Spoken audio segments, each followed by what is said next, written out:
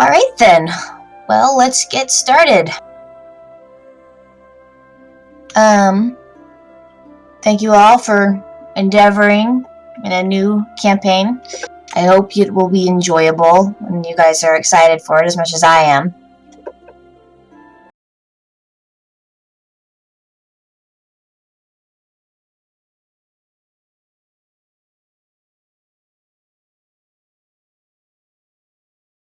I know most of you have talked to me individually, and some of you have talked with each other about some of the things you're gonna do.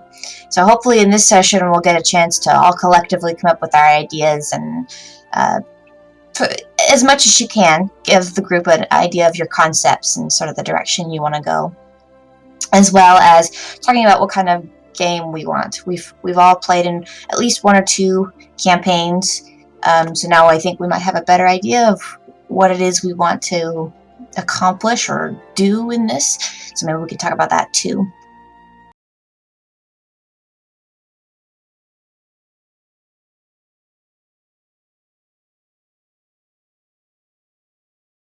So, let's get started with the first item on the checklist, the group creation. As far as my expectations, I enjoy working with you guys, playing with you guys. I really don't expect much other than what we have been doing.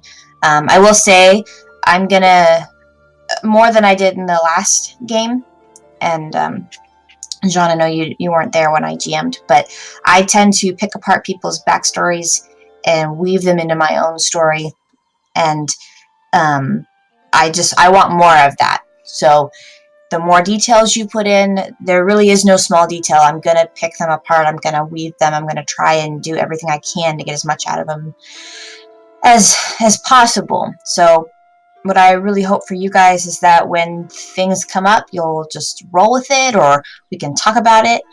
I probably will be doing more stuff outside of the campaign than I did before, such as whispering you throughout the week or whatever about what questions I have about what your character is doing, why they did it. So I really want you to think more about what's going on in your character's head as you go through this. My intention is to do a full-on campaign, not just like a single story that we have been doing, which works well for switching at the GM, but more of multiple stories.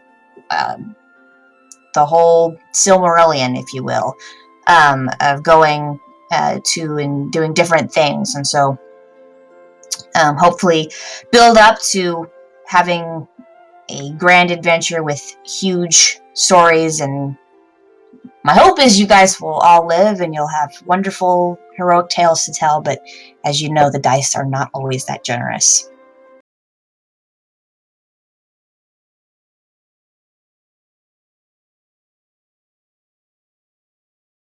Let me just scratch out those few natural ones on those perception rolls and a couple of the natural ones on the attacks. I'm waiting for the first boss to happen, just like what I did before. Just nat 28 ruined. I see John's already rolled our first critical fail with 3 1s. That's not a great start, John. I'm not doing that. I'm buying my ability scores.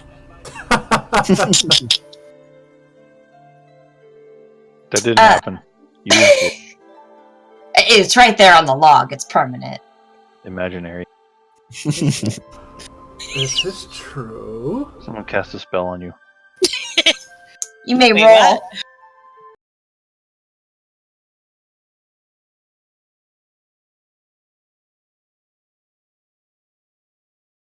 So that's basically my basic expectations for all of this. I really want to tell an interesting story. So I want you guys to play interesting characters and characters you want to play, that you're really thinking about what can I do to add, to be creative, to do something out of the ordinary and make it really wild and unexpected.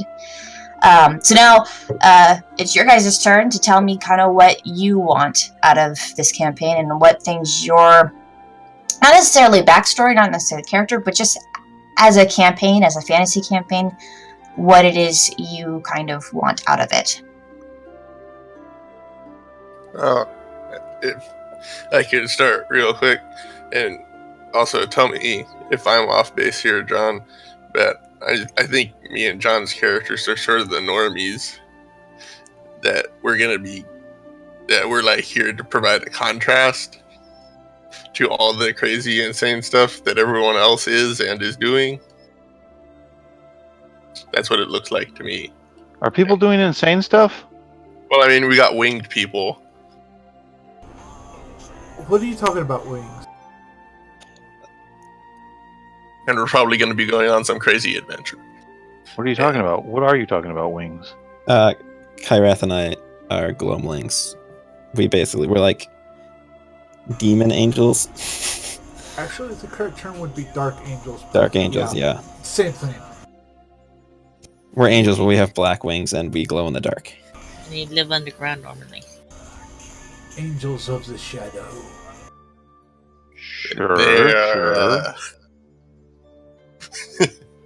It's not as wild as they're making it seem. They're a little Yes, different in my campaign.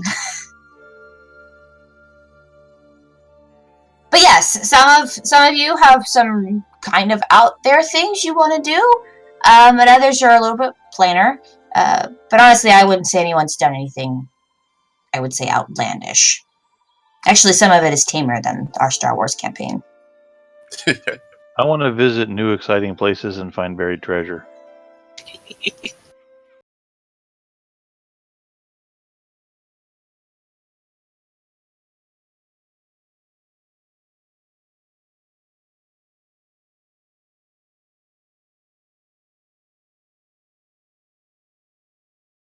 That's a great start off. Anyone else? Because it's helpful to me so that I can plan adventures and stories around those topics. If there's something you want to do, like John, you want to bury treasure, great. That's a good thing to add, and I can keep that in the back of my mind when I'm creating adventures. Is there anything else like that that other people are wanting?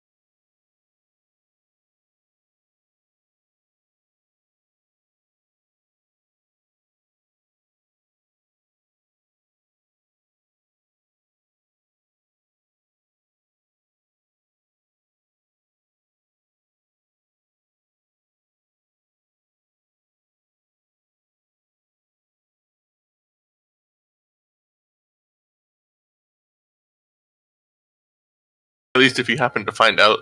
Yeah, if you find out why they're doing things. Well, they always have a big speech. Unless you just nat 20 them and then kill them right away. I didn't automatically kill her. It was just took her down to half health. What about you, Barry? What do you want to do in this? Personally, what I tend to try to take out of most role-playing games that I get into is I love learning about the lore, the world, and how it fits together. It's one of the things that got me interested in fantasy to begin with. When I picked up, or when Lord of the Rings first came out and got really popular, I found all the books and read them. So you mean the movies? Yes. When the movies came out? Yes. When the movies came out, I went and got the books and started reading up on that, and just seeing the larger world that had been created. And Which there is quite a bit of. oh yes, Those books were written in the early 20s, weren't they? Actually late 30s, 40s. The Hobbit was written earlier. Yeah. Yeah, you're right. 37 to 49.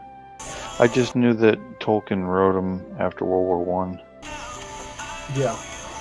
I think he was at a press. I think so. Yeah. I know Terrible. he was in Oxford, and he just basically wrote what he had seen in a fantasy style setting, and it kind of became the world he created for his children to enjoy.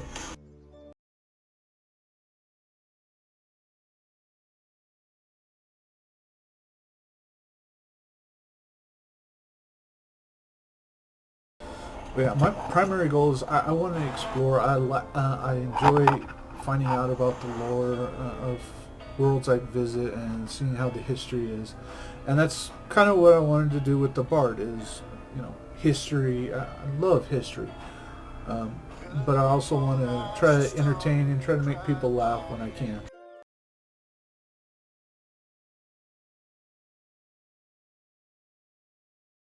Just kind of lighthearted adventure, maybe more like. And mischief. Well, have fun with the lighthearted part.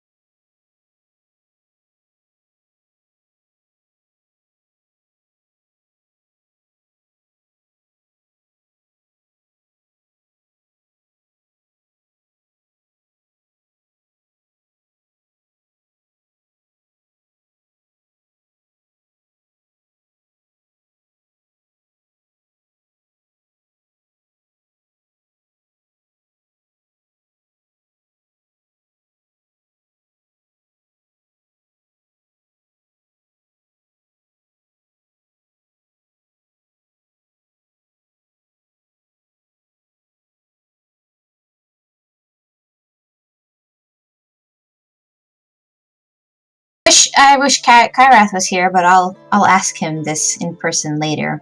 Well, as in person as I can. But yeah, these are all good. I'm kind of a lot of these suggestions are kind of what I've had in mind, so that it'll work well, and I'm glad about that. So yeah, good suggestions, guys. Okay, as far as location and setup, I'll give a brief history, basically a summary of what your characters would know just being born in the world. So, to start off, the world is called Vechaunus. I know it's a strange word, but it seemed like fantasy to me at the time. Basically, in the beginning of the world's inception, you had the one true light, and he creates these 5 guardians. And yes, I've borrowed heavily from Tolkien in this regard, but we all like Lord of the Rings, so I figured it's alright. Then these 5 guardians, with the one true light's direction, create the world of Vechaunus. And then after that, they then create the 4 races of elves. You have the Avril, the High Elves, the Aasimar, and the Orsinium. And for about 1,000 years, these elves live in peace. And then the Orsinium, who are the mischievous younger elves, sort of got into their heads that they are superior to the others, and started a war with the Aasimar. And through a series of events, basically, the 4 elves started fighting for supremacy, wanting to prove that they were the best of the created races. Eventually, the Guardians were brought back into the world as they were off doing other things, and sort of separated, like children, sort of separated them and sent them off to their rooms. Each of the elves were given a continent, and they were told to basically create it as they will and make a home for themselves where they weren't having to constantly compete with each other. And so the continent you guys will be starting on, Quintus, was created by the Azamar, who are a warrior militaristic society that is bent on basically physical prowess. And so they created a desert continent that's harsh and difficult to live in, with a giant volcano just to sort of top things off. And basically they wanted this place to be a place that constantly forces one to test their mettle. The other continents were created for other various aspects of the elves. The high elves very much enjoy beauty and art, and so their continent is lush and beautiful. The Averil are explorers and curious, and so they created their continent with mountains and caverns and caves and intricate ins and outs where it's difficult, you'll never quite explore all of it. And while everyone was creating their continents, the Orsinium were sort of seething as they were almost close to winning the war. But Shadow Soul, the fifth and most powerful guardian, was plotting and scheming to betray the one true light and the other guardians. So he, in secret, went to the Orsinium and basically got them to pledge their allegiance to him. In return, he would restore them to their rightful place as the dominant race. As the years went on before the Great War, some races were brought in, such as the Jinn and the Fairy. They were created for other various tasks. The giants, or the half giants, or Goliaths, are also another one of these races. And then, quite suddenly, without warning, the Shadow Soul War began, and basically plunged Vechaunus entirely into chaos. And Shadow Soul had created his 5 lieutenants, the 5 terrors, which were 5 immensely powerful and evil dragons who helped him basically conquer Vechaunus across all the continents, along with the Orsinium's aid. Eventually, with the help of heroic heroes, the High Elves, and creating the Enlightened races and several other massive battles, the Guardians banished Shadow Soul, weakening the 5 terrors and his armies, and sent them running. The Orsinium, for their treachery, were cursed and became eventually what we now know as the Orcs, and their continent was blasted into several islands where the Orcs now reside, calling the region being called the Zani Chain. Your characters are basically living in the Third Era, where the Shadow Soul War has ended, but a lot of and the 5 lieutenants, the 5 terrors, have disappeared. Some of them have appeared throughout history at various times, but for the most part, their power is not what it once was, and most of the Shadow Soul minions running around are doing so under their own power. And that is where your characters take place. By this time, many other races have been created, brought to the world, what have you, and have established their own kingdoms, empires. Some of their kingdoms are small territories, and others are vast empires that stretch half the continent. It just sort of all depends on where you're at and the type of people that live there. There have been other things that have gone on in the world since then. But even though Shadow Soul was banished, evil was not. And so some people, a lot of people started learning Shadow Soul magic, which he had brought into the world, which would be necromancy and demonology. And so other people have learned how to use that for their own aims and goals. And so it's very common that you'll run into a necromancer who has no ties to Shadow Soul, not a worshiper, just purely someone who sought power, and this was the quickest way to get it. Beyond that, there's everything else from political intrigue to border skirmishes, and it just sort of depends on where you are. In Quintus, the volcano that once was sort of a trial to send young Aasimar to prove themselves, it erupted during the Great War and has not ever stopped. There's sort of the entire section of the continent that volcano was a part of is just full of continuous running lava. And so the Aasimar basically don't send anyone up there. No one goes up there. And there's lots of rumors and things now sort of being spread about it. But no one's been up there since it erupted. So pretty nice. That entire section is basically off limits. But the rest of the continent is pretty lively. There is an oasis where the Fey Dominion is centered. And that is where most of the food and whatnot comes from. But other empires and towns, cities, what have you, managed to import a lot of their goods. The biggest change, and this is something you would all know, the biggest players right now on Quintus is the up-and-coming Normandy. They are the Kingdom of Gnomes, who are genius inventors, and they have invented a new technology that everyone is after. It is these transportation circles.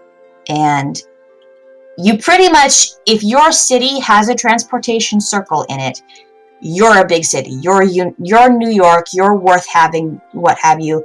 And the gnomes know this, and so they're very stingy about where they give this technology and to whom. So apart from the Fey Dominion, the second greatest power right now on Quintus is Normandy. The Aasimar are very interested in courting Normandy as an ally and trying to get them to be very close. And most gnomes know this, which has given them a bit of a reputation for being an arrogant people. But between them is everyone else, from the Saurons to the humans, the Dragonborn are there. Everyone else on Quintus is sort of trying to make their way and prove themselves in the desert. Before we go on, does anyone have any other questions about the world that will help them in their creation, or just in general things that weren't clear? And I'll answer them to the best of my ability. Desert fairies? Yes, the fairies are one of the few races that do spread, although very incrementally. But yes, there would be a few villages on Quintus. Yay, my backstory works. I see you went with that. Yes, you get the blame for this. Yeah, I was expecting the possibility of that. So what's like the governmental structure of the different people? Well, the biggest one right now is the Fey Dominion, and it is run by a monarchy, although they call them Emperor and Empress instead of King or Queen. Currently, the current Empress of the Fey Dominion is the youngest daughter of the Sarsen throne. Recently, the family's had a bit of a tragedy, and almost every successor has died since the Emperor. And no one is quite... Their deaths are all varied in different ways, but no one's quite understood why. And so the last remaining heiress is the newly crowned Empress, Kalia Sarsen. And so she's sort of trying to maintain the great power that the Fey Dominion has, but it is dwindling a bit. As I said, the next greatest would be the Normandy, and they are ruled by a council with a great inventor who is the head of that council. And their basic the basic way you rise in that society is through invention and ingenious ideas. So the smarter you are, the higher you'll rise in that society. As far as the others, they all range from tribes to kingdoms to monarchies. It's a little more varied after that, and it sort of comes down to where you are. But the overall government you would worried about or be aware of would be either Normandy, the Kingdom of Normandy, or the Fate.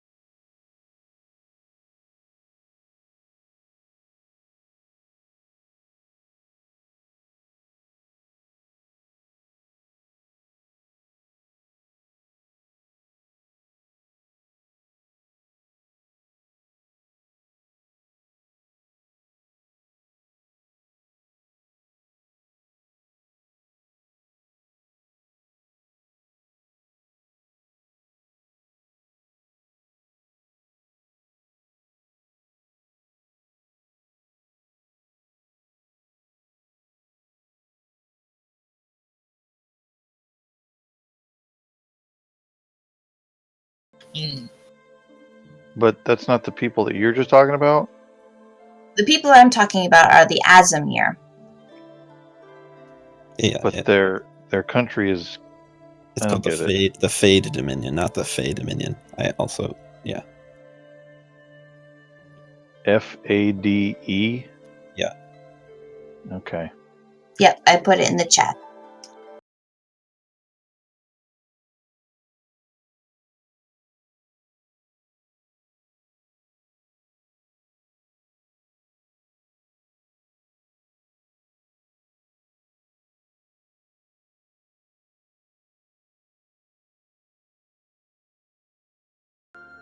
Don't worry, John. I had to clarify that for myself too.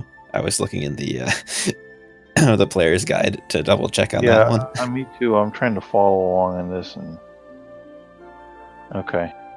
Don't worry, I'm going with the view that my character's knowledge of any of this would be pretty fuzzy anyways, so I'm just going to see what I remember, and that'll work. Yeah, Zeri, it's okay that me and Bezak's characters are not from this continent, right? Yep, that's totally fine. This is more like if you grew up in some sort of school, this is the basic history you would know, and if you paid attention to politics, this is basically what you would know. Yeah, no, we were too poor Okay. for school. I wasn't. I had an apprenticeship. Well, yeah, you got a nice fancy apprenticeships are like, yeah, that. So, what continent did you guys want to be from? The other one. Ain't there two others? You can be from Yeah. so the Wherever a Glowmling poor are from the farmer Afriel would continent, fit. right? And Yes. it would take Wait, and it what? would take years to get. Huh? How come you guys all know stuff I don't know about this?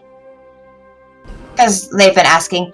Hold up a minute. Let me just pull up my stuff and I'll spell it out for everyone.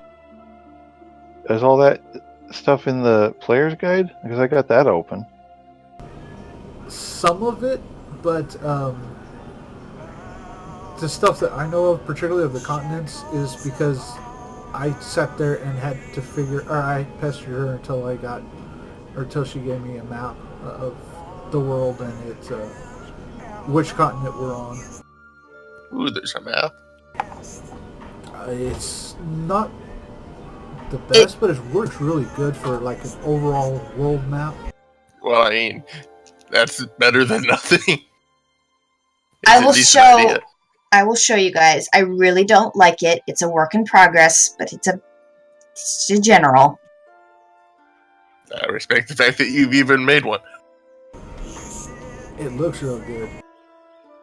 Well, thank you. I really don't like it, but thank you.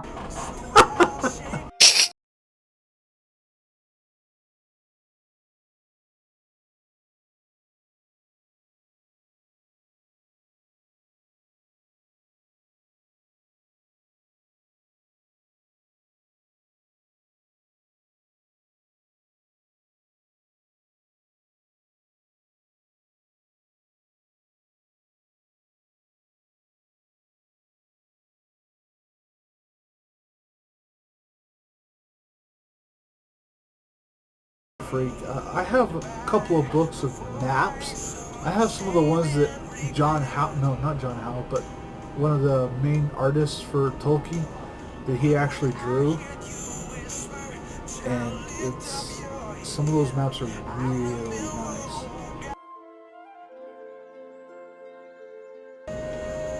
But then, like I said, these are like official maps that have been drawn by official artists, and they had Tolkien going, yeah, this is good. I want to be from a temperate and peaceful continent.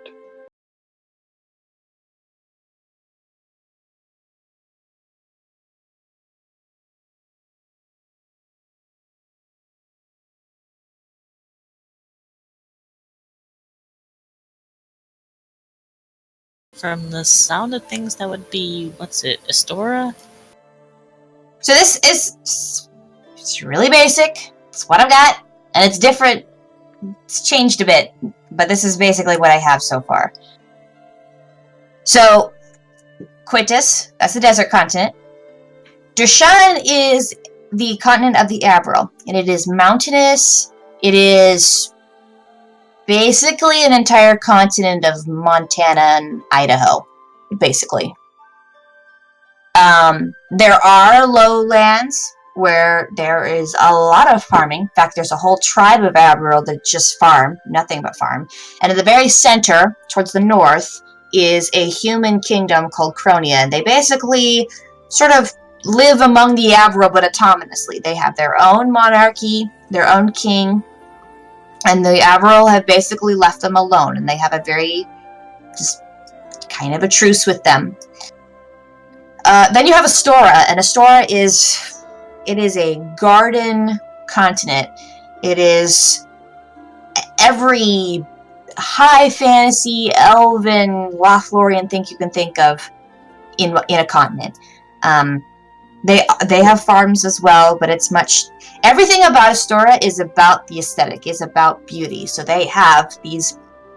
There's one continent where it's just a garden of ice, and just like miles of ice encapsulated fauna, and just carefully carved out ice castles, basically. There are places where and this map isn't like, it's changed a bit, but basically surrounding it is like these beaches that are just Hawaii all around it. It's a very, very beautiful place to live, and there's also a human kingdom that lives there too. These islands are the Zani chain, and they are what is left of the Orsinium continent. Only one of them is named so far, the Boundless Key, but there are other places. Then the last continent that's not up here is the northern one, and I need to pull up my notes because I forgot what I named it, but it's like Antarctica, basically.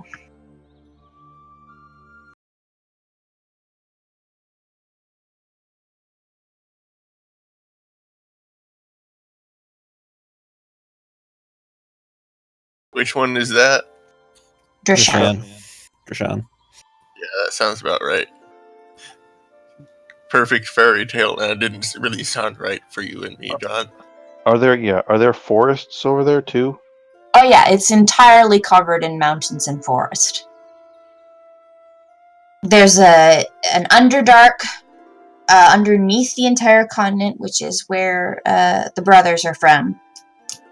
And then the overland is mountains upon mountains. And then in the lower lands is just evergreen forests as far as the eye can see. Who are the brothers? Kylar and Kyrath. Oh, you mean the Kai? Yeah. Kai. Yeah. The one Kai? The northern continent is the Edict's ice field. Basically, it's where the Vikings are from.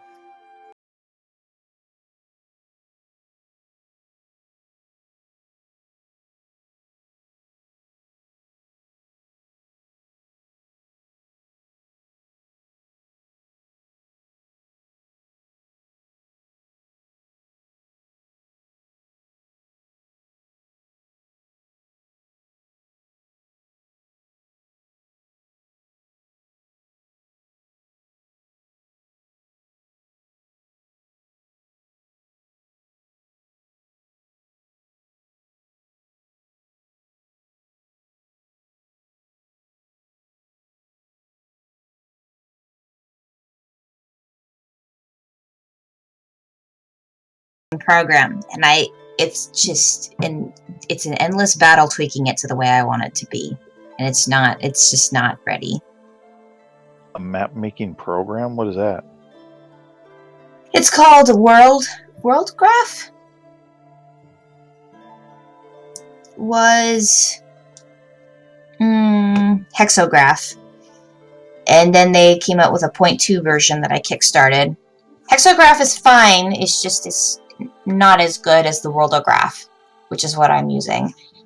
And it's good, but it's still in beta, and so it's just tweaking. Like, it has this, like, it makes continents and stuff great, but it has this feature where it will allow you to make kingdoms and put a political map on it, so basically shades over the parts that the kingdom owns, but it's glitched, and you can't save it. It doesn't work. So I make up all these towns and villages and stuff, and then it doesn't save, and it just wipes them clean. So that's a little frustrating.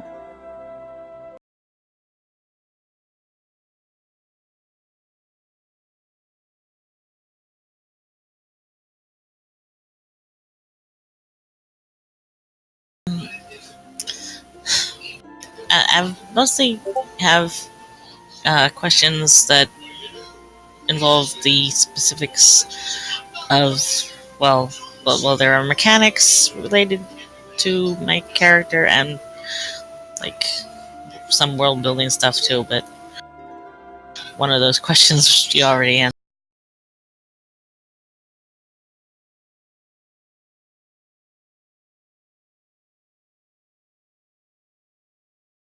Really need to discuss commitment and consistent time and day.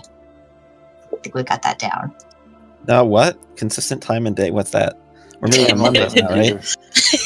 You mean I can't just say, "Oh, I can't come tonight"? What is this word consistent you speak of? Oh, you mean when we're meeting? I don't know when that is. Is it the same time? Yeah, same time. I was thinking probably the beginning of every month. Does that work for you, Kylar? Yeah. Maybe not January. I might not be ready by then. Well, Okay. I mean, if you're ready to go, it's not going to be like, you're stealing from my campaign. Because, honestly, like, I don't know. I mean, I wouldn't even be opposed to maybe doing like every other week, but I know you're running other stuff too, so. I mean, I'm running Legends of the Rim, which I do with Barry, and he usually does a pretty good job of covering for me. I admit I bail on him quite a bit. But yeah, if you want to do like every other week too, I don't know. Okay, then how about you and I figure that out later? Yeah. Because the rest of us, same time, and when we figure that out, we'll let you guys know. But yeah, I think that's fine. I definitely don't mind being that person. Like, if you're like, I have nothing, save me. I don't mind being the person like, all right, I got something. So Yeah. So let's move on to the system. Now I picked Fantasy Age because I bought that a while ago for my own party. Barry can tell you I watched a series called Titan's Grave where they were introducing this system, and I really, really fell in love with it because I love fantasy, and I really like the complicatedness, the complications, and the craziness of Star Wars, of our game. And so I'd be totally on board for something like Pathfinder and stuff. But the home party I have, and I've said this before, it tends to be of younger people. And so I wanted something that was easy for them to grasp and didn't have a lot of math and numbers, and they could just basically play characters without having to think too much about what they needed to roll. Fantasy Age is perfect for that. Some of you guys have your books already, and I think you guys can see it's a quick system that just basically, once you get it, it's super easy to remember what to do. The only problem we have is that, unfortunately, we are not in person, and so we have to use the computer to get through. And the programmers, because Fantasy Age is not as popular, the programmers aren't as dedicated to it. So for the most part, and thanks to Kylar and Kyrath's help, we have a much better character sheet than I thought we were going to have. But it still has its quirks and its problems. So some of this we're going to have to just sort of deal with just trying to figure it out first, and I expect it to take us a little bit before we get into the groove of figuring out how to use the buttons. Yeah, I've added stuff to the buttons. Like I've made my own like macros for rolling attacks, so it does the damage as a separate roll, but so like the summary stuff still works. So I can share that with people, and then you can put in your reference your actual attributes, which the combat stuff on the sheet doesn't actually do. You have to like manually put it in, but like the macro that I put actually references it. So, but barring the technology, the system itself is fairly easy, and if worse comes to worse, we'll just play like we're at a tabletop, and everyone will have a character sheet in front of them, and we'll use the computer to roll dice. As I've said before, and I'll say it again, I'm not concerned about cheating or people, saying they have things when they don't. Not an issue. If that's the way we have to do it, then that is fine. But obviously, I think we should give the character sheets here a go first before we take such drastic measures. Are there any questions about how the system works? Any suggestions for improving, things you don't quite understand? Any of that stuff, now would be the time to ask.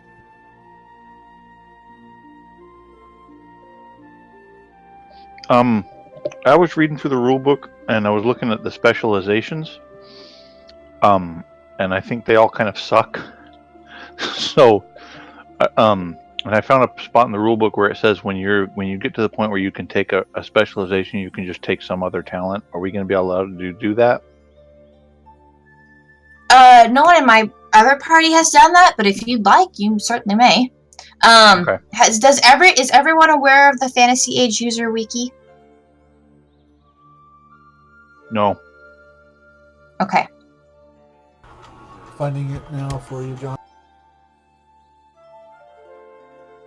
yeah, so are all the specializations that are on there also available to us? To a degree.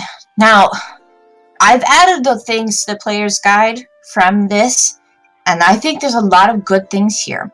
However, you really need to run through me first before you do anything on it, because some of the things in there will fit with my world, and other things I will tell you this doesn't fit, or it does, but it's evil. Like I think, like in one, there's like blood magic as a specialization.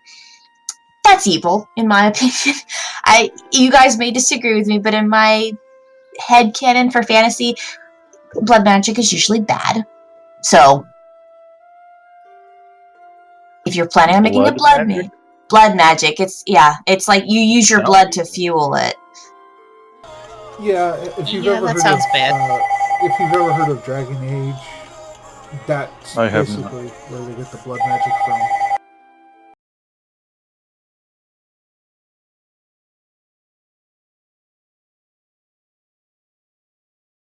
negative things connected to it. So you need to come and ask me about that first.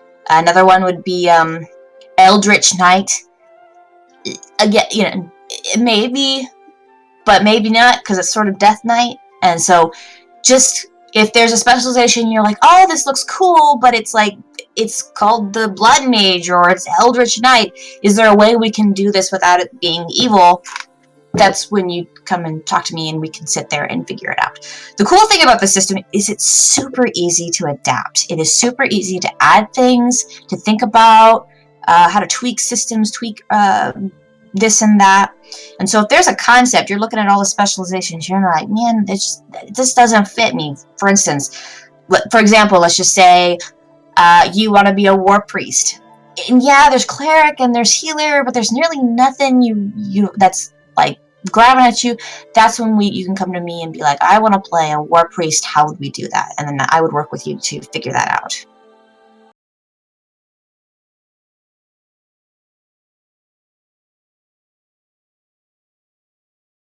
So, in summary, the user wiki is good, and I highly recommend you go looking through there for ideas and suggestions. But before you put your heart on anything, check with me first.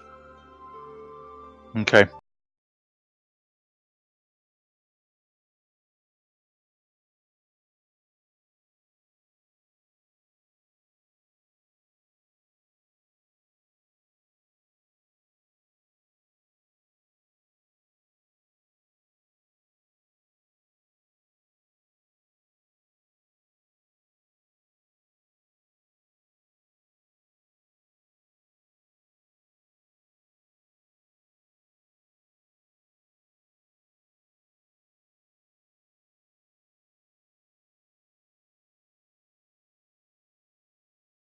Replace some of the mage things in the default, right?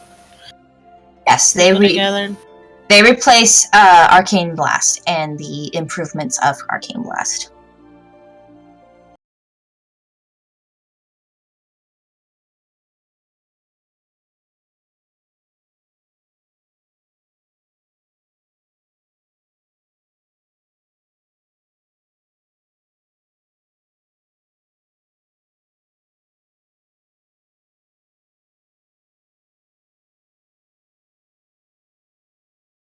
Yeah, I mean, at that point, I would say if you're feeling overwhelmed, come talk to me, and we can talk about what your character concept is, and you can ask me what would fit here, and I can give you some suggestions. I'm pretty comfortable with this system, that I kind of feel like I know where things go, so I should be able to help you bring your character to life. There were various questions about the whole magic system, and then there's a lot of questions, even more so, there are questions about playing a fairy, because tiny.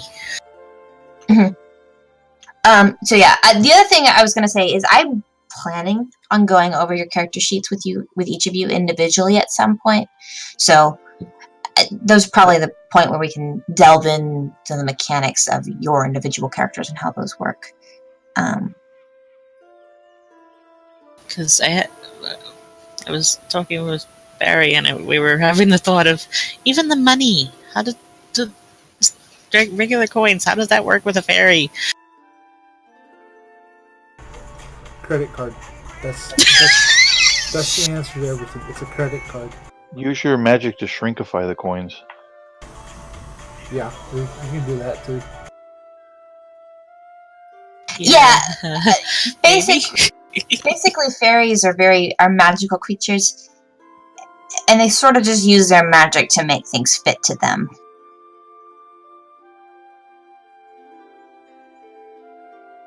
Okay, so we're mostly hand-waving that, apparently?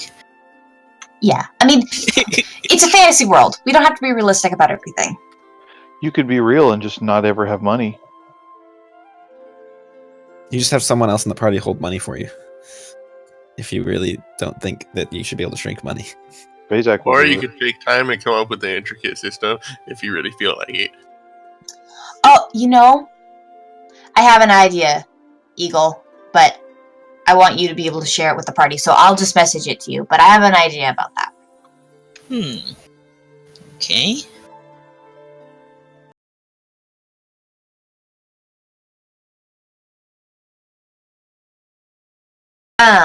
Any other mechanical questions? Though it would have been, it would be rather funny to be basically waving around either a toothpick or sewing needle as a wand.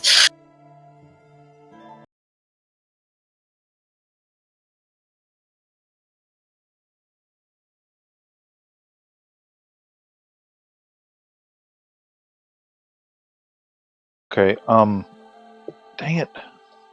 In the rule book on page 9 for the abilities, it says that you can just buy them. Are we allowed to do that?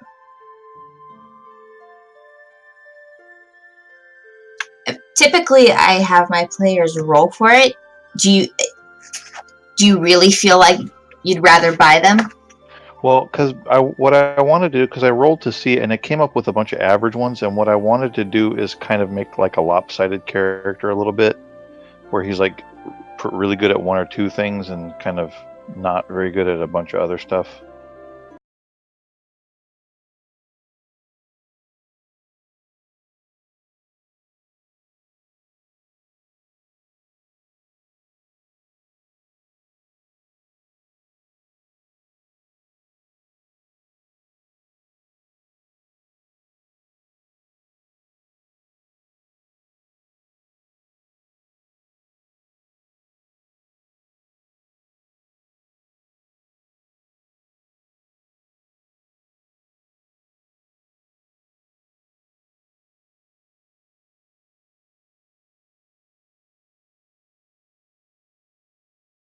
I'm just saying that as to you, you might have a slight disadvantage in that area because some people, depending on what they roll and their racial stats, might be a little higher than you in those areas.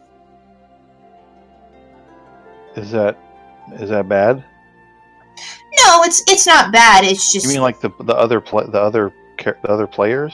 right. So if they roll triple sixes, and they get a crazy +5 to something, that's not an option you will have because of this rule. It's entirely up to you if you want to roll the dice and take a chance. It's not going to unbalance the party. I just want you to be aware of that. Well, I don't have to fight any of them, do I? I don't know. What's your relationship with Bazak? I don't like that answer.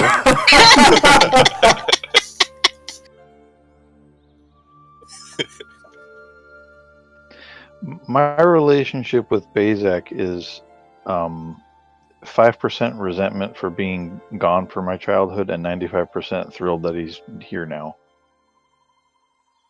Then you should be good. You should only be worried about maybe minor nuggies, but other than that, I don't think there should be any PvP.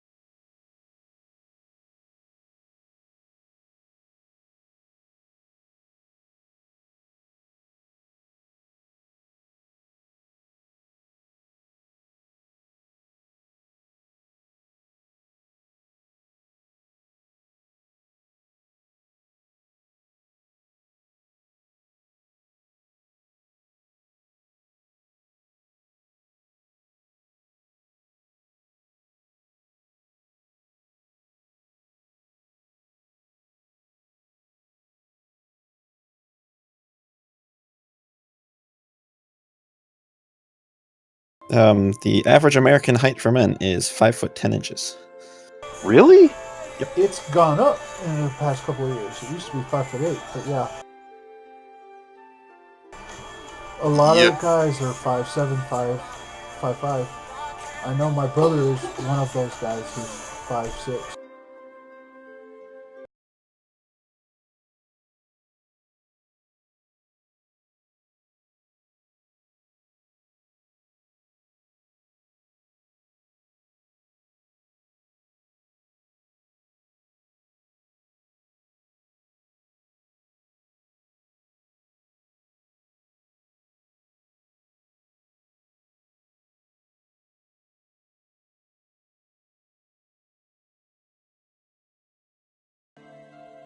Yeah, I don't mind having to climb stuff. I couldn't. I'm so used to 6 foot that if I traded with somebody, I couldn't. I And worked plus, really hard for a long time to get used to this body. I'm not giving it up now. plus, like all the rooms that are small to me now would seem so much more spacious. And I really like my space. Yeah. Just imagine what it's like for my character, though. A fairy, 6 inches tall. Oh, this is gonna be fun. This house would be a mansion at 6 inches tall.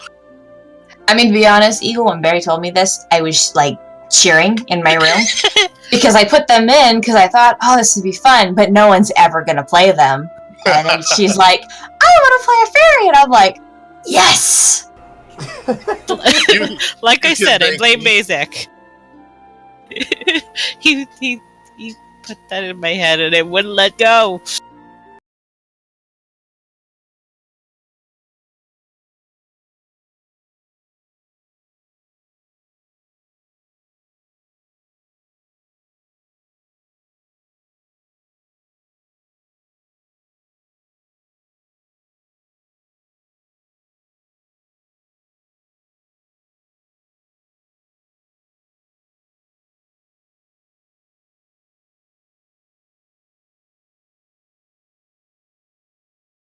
Are there any other rules like that are not on this wiki or in the rule book that we're using? I only realized this after I created the player's guide. There is a mention in the cantrips to the chaos stunts. If you really want to use that, let me know, because that's in the Titan's Grave book, and I do have that. We can see if we can find a way to get them to you. Other than that, no, the user wiki's enough. The other book is the Bestiary. You guys don't need that unless you want a preview about the terrible things I can put into the campaign. You're talking about stuff that I would love to know because I want to see all these things and I want to. Yeah, what? I don't even know what is this chaos magic stunts thing. It's I'm sure.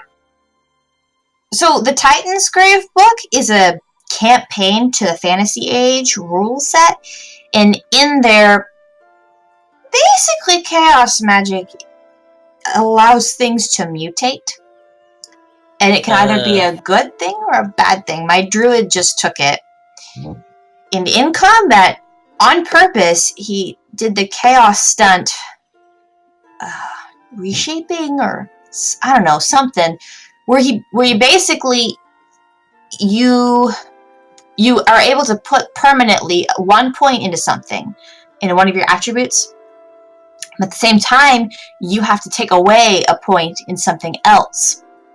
And then you roll the dice to see who gets to choose what gets taken away. So on an odd number, you get to choose, but on an even number, your GM gets to choose. He rolled an even number, so while he increased his intelligence, I took away his dexterity, making him easier for me to hit. Yeah, I think I'm staying away from that. It's got other things where you can grow limbs out of your body, and you can transform yourself into a hideous monster. This sounds a lot like Warhammer. Nope. But it has really bad drawbacks if it goes horribly wrong. This sounds really Warhammer. That sounded like it was already going horribly wrong. So I would not recommend taking Chaos unless you know what you're doing. I'm not 100% certain my druid does, but he wanted it, so I let him have it. I am staying so far away from that. So am I like, John, is your character the warrior class, or am I like the only one? No, I think I'm gonna pick warrior. Yay, I'm not alone. Yeah, it looks like we have 2 rogues, 2 warriors, and 2 mages. Yeah, that's honestly a pretty balanced party. That's pretty good. I'm not gonna be a very warrior-y warrior though. Don't worry, I got you covered. I mean, What do you mean? I am a very warrior. All right. Although I'm very easy to hit because my dexterity is not good. I'm not sure either of our mages are very mages though. I don't do the min-max thing. I don't care. I want to do a character that's interesting. Really, this is the perfect system for that. Although there's only 3 classes, technically, there's a lot of variation in what you can do with those classes. So, Yeah, I and that's the thing is I really didn't care. We're not humans can't do mages, so and I didn't really care if I was a rogue or a warrior. It's basically a coin flip. The one thing about the warrior is it lets me start with 3 weapons instead of 2, which is kind of helps me with my little character's backstory.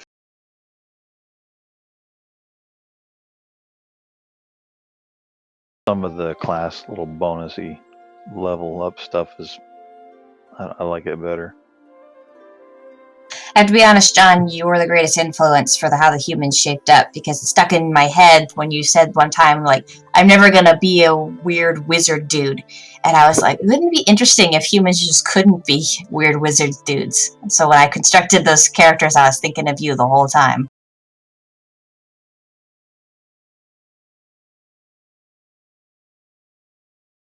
Yeah, but the humans do get some spells, right? They do. They get first 2 shadow spells, and that's mostly because of where they're from and what they can do, and also because I know some people were going to be bummed out about not having any magic. So there's I a don't hear little about it. I don't need no filthy magics. It's more of like enhancement. It lets you hide better and move about, depending on what you choose. I don't need no filthy magics. I got these here guns. Oh dear, you're going after the mage hunter specialization, aren't you? I almost Nope. took guns, but then I wasn't sure if there were going to be guns, and then I decided that I didn't want to have guns. 100% absolutely going to be guns. There is a little bit of yes, the grenades too. Although yay, I can go for alchemy. They're called arcane vials, but they're basically grenades. There's a little bit of steampunk in this world. There's a whole city that's based around steampunk, because I just couldn't resist. But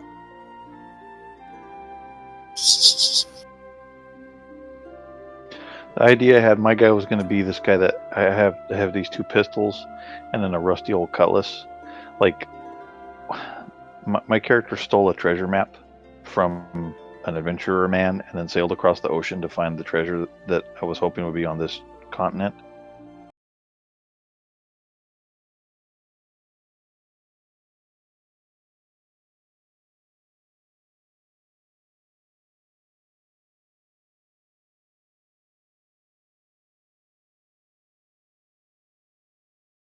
all right, if there's no more questions about the system, we'll move on to theme and tone.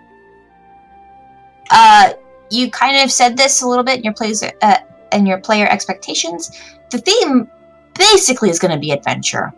It's basically going to be a group of adventurers trying to make their way in the world and the things that happen to them while they do this. So the tone I'm trying to set is not really overly dark, although I do want to have some dark moments.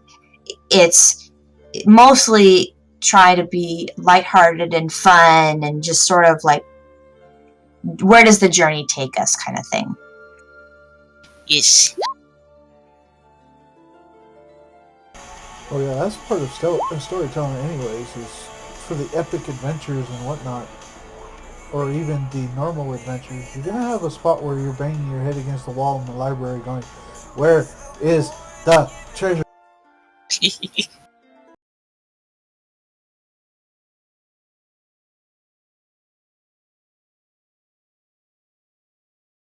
Yeah, no, I don't plan on the entire campaign being about saving the world and, oh, you guys are so noble and you'll just save the world just because it has to be saved. There'll be times where it'll feel like the world needs to be saved, but I very much want it to be like, you guys don't want to save the world. You don't save the world kind of thing. Screw the world. I don't even live there. Your character does. No, he lives on a different continent. He just wants Don't the tell me treasure. where I live.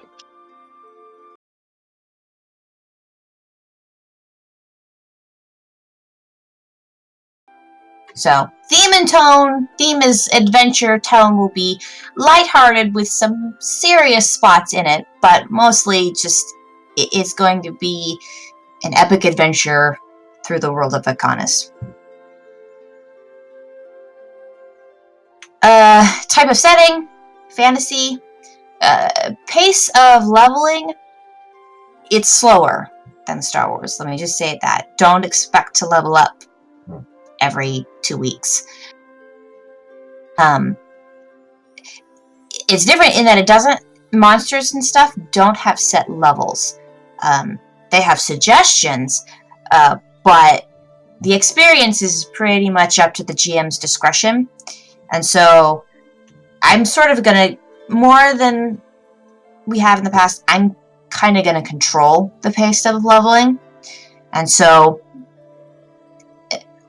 I'll let you know when you level, but don't be sitting there going, oh, only 2 more 100 XP to next level. Only 1 more session to go, because that may not necessarily be true.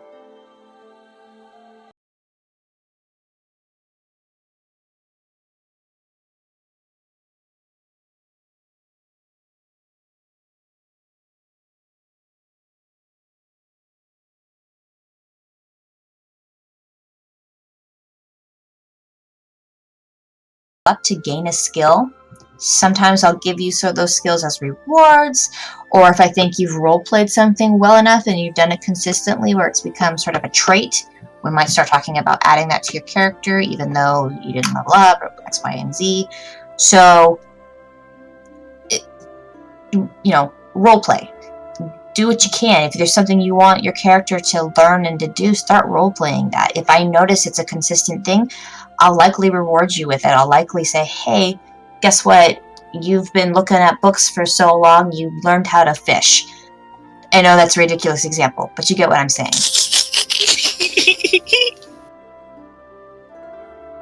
It's been a long day, guys. But anyway, so, leveling will not be the only rewards for role-playing and doing all of those things. There'll be treasure, there'll be skills, other things that you can acquire through your journey. Just, if there's something you want, talk to me about it out of game, or start doing it consistently in-game, and we'll work our ways around to getting those things you want. Books allowed. Obviously, the core rulebook and the player's guide. The wiki is fine, but you need to talk to me first before you try to implement or start planning around something. If you see something there that's cool, great, let me know, and we'll see how we can fit it in and balance it for what we're doing. Grids, Theater of the Mind, we're using Roll20, and my style is maps and pictures. It's just a little bit of both, a little bit of everything. We'll use what we'll use to get the story moving. Campaign length. I don't really have a set amount of time in my head. There is a conclusion. I do have an ending in my head, but I have no idea how long it's going to take us to get there. So, if it seems like, oh, we're getting towards the main plot or it's ending, probably not. It's going to go until we're sick of it, is my hope. Or till I kill you all. Either way.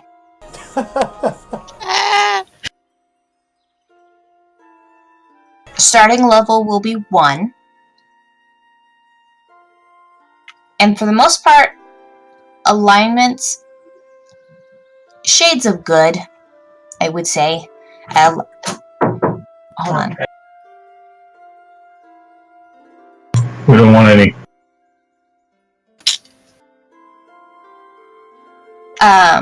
So, just sort of shades of being good guys in all those different things. I do have to go do something real quick, so take this time to sort of talk to each other about your character concepts and yeah, let me know what you guys talk about when I get back.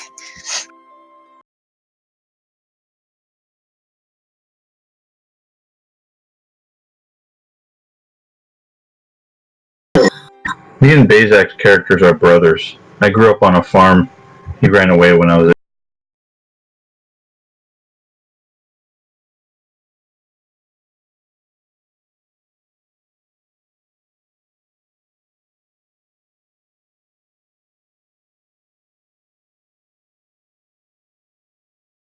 I did typical farm labor until I was 14, and my dad got me an apprenticeship with a map maker, a cartographer, and I completed that apprenticeship when I was 20, so I'm really good at making maps. Cool. And then he thought he'd steal him out. And then I stole a map to buried treasure from some adventurer in a tavern or something. And now I'm looking for it. Okay. My character name is Olaf Brun.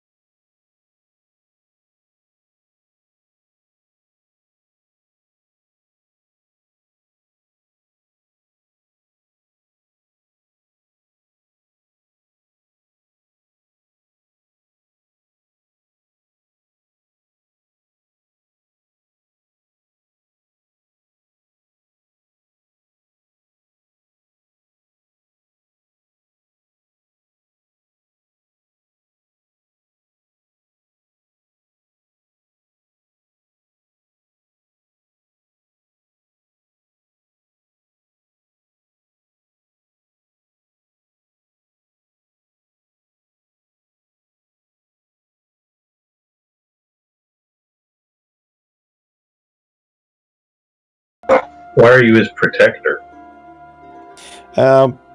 More stuff with the backstory, basically. I get it. Secrets. Okay, we're already. It's not no, it's not secrets. I just don't. No. I just want to like. That didn't take long. No, it's not going to be secret. I just want to give Kyrath the ability to like role play it if we're doing a character introductions. Yeah, So it's are nothing. we all gonna have ties, or are we gonna meet up? Well, that's For the the first point. time. That's the whole point of this session is to determine that. We could. I mean, since you and Bazak are both also from the same continent that Kyrath and I are from, we could have come over at the same time. Although I think the way Kyrath was planning the backstory, we've been. I don't associate with no Blue Devil Angels of Secrets. We don't have secrets. Not. Oh my goodness! I just want to have. I'm sorry, I'm upsetting him now. Never mind. It's not secret. It's just I don't want to spoil things that Kyrath maybe wanted to roleplay. If we haven't met, if we've met and we're like together already, then yeah, then I can explain. What are you? Your glow wings? Is that the name of your race?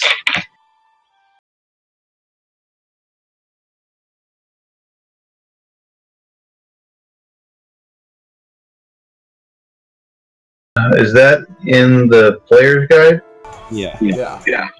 Hang on. It's a variety of the Avriel. Yeah, you have the Basically. Asimir, the Yeah. All right, I'm looking for it. God, you know your different races. Gloamling. Okay. Offshoot of the Abriel. All right. So, but you're from the other continent. We're from Montana, but underground. Oh, okay. Wait. Hang on a second. God, these fantasy settings are so confusing. So you're the offshoot of the Abriel, but okay, no, it's the Asimir who live on this desert one. Okay. Yes. correct. Ay. They all start with A's too, so it makes it really easy to tell them apart. Oh, Just okay. be glad I didn't go with the bird people, the Arak. The Arakakara or whatever. Whatever. The Avriel aren't elves; they're just winged peoples. All right. Winged elves. Yeah, I think in this Yeah. setting they're They are elves with elves. wings. Yeah, they're basically elves. They're aesthetically they look more like what we would consider to be the fantasy angel. Okay, fine. All right.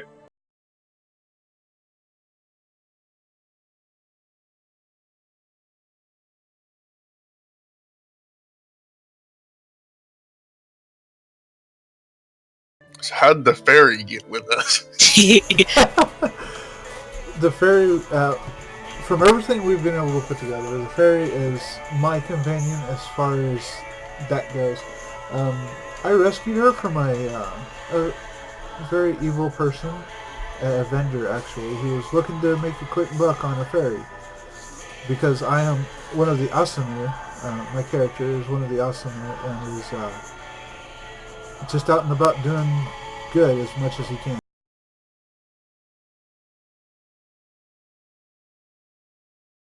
Ace up the sleeve, as it were. You see, John, my idea for how we can be lazy about this and not have to learn all of this ourselves is that our characters are from the boonies, so we don't really know anything anyways.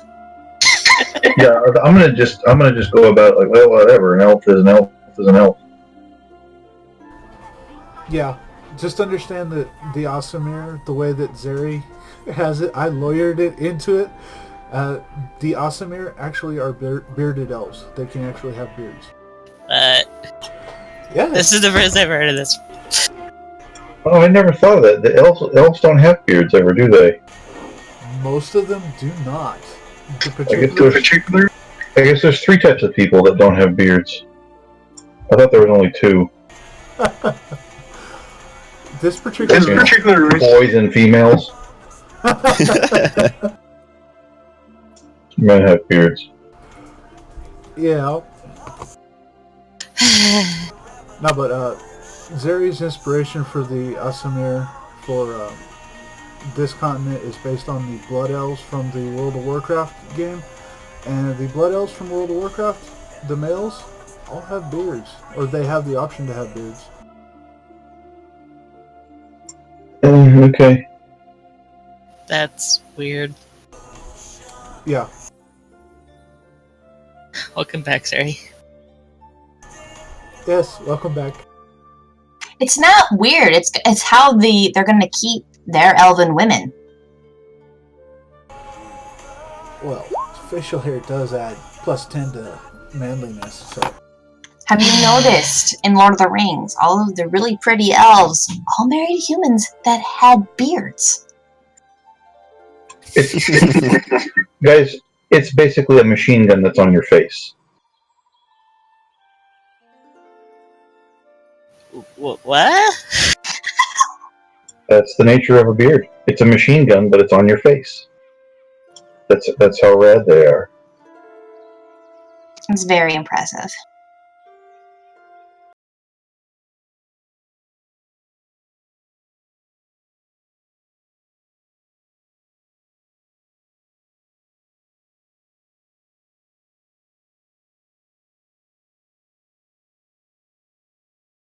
A fairy mage, looking at air and fate magic stuff at the moment to start with. I'm looking at the portal magic though.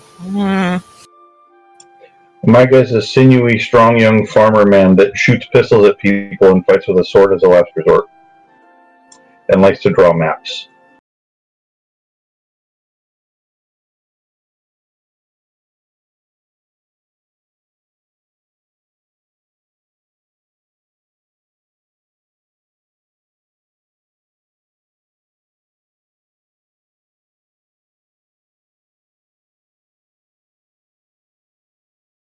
And I'm basically like a protector for Kyrath's character, but a kind of more like mid-range warrior, so I'm proficient with longbow and with spears, but I can fight with a sword if I need to.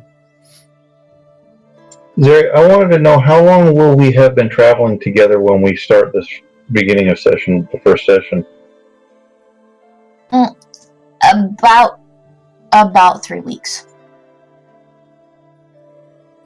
Okay, well, come on, guys. In 3 weeks, we haven't spoken to each other about what we're doing. Oh, well, I didn't know that. I didn't know what that time was. So about 3 weeks. You guys, in my head, you met in a caravan. There was a caravan going through Quintus, and you all volunteered as bodyguards in various shades of that to help this caravan through. You've completed that mission and ended up in the small town that you're going to be in, and you are in the middle of your next assignment because you guys decided, hey, we work so well together, let's do this other thing, because there was another job posting up there, and you're in the middle of doing that other thing. Were any of these things paying jobs? Yeah, the caravan was a paying job, and this job will be paying. Okay, so we're going to start at the beginning of this caravan leaving its point of departure, going to wherever. No, you finished that job, got your reward. You're starting in the middle of the next job you guys decided to take. Okay, so we had already left. We're on route. You've completed a job together already, said, hey, we work well together, we kind of like each other enough. There's this other thing that's been posted. You guys want to do that? Sure, and you're doing that. Okay, yeah, that's what I said. We're on the road, basically, is where we start. Pretty much.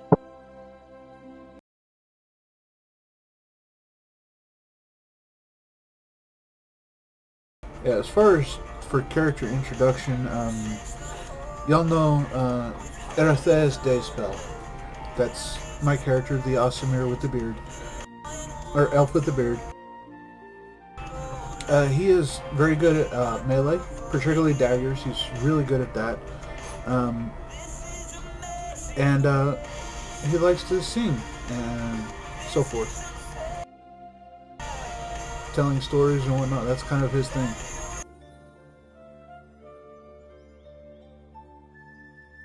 I think my character just calls you Day because he has trouble pronouncing your first name. E-R-E, or E-R-I, Eri. No, I know. I'm just telling you. Okay. Yeah, he probably wouldn't care that much. That would actually be okay with him. He'd let you do that.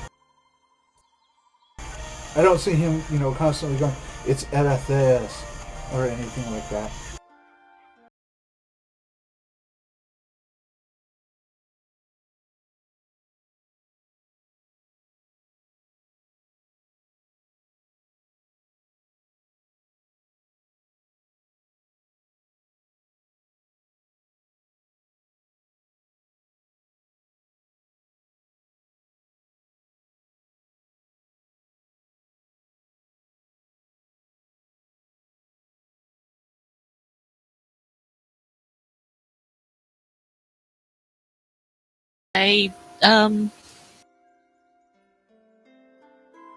I ventured out on my own and got caught by these guys that didn't.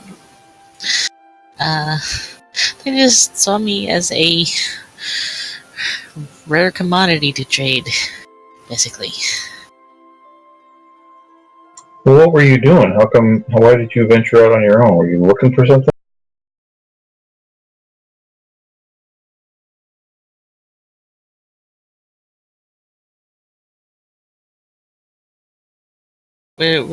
I'm not quite sure what it is, but some sort of long lost fairy relic I had gotten some clues on.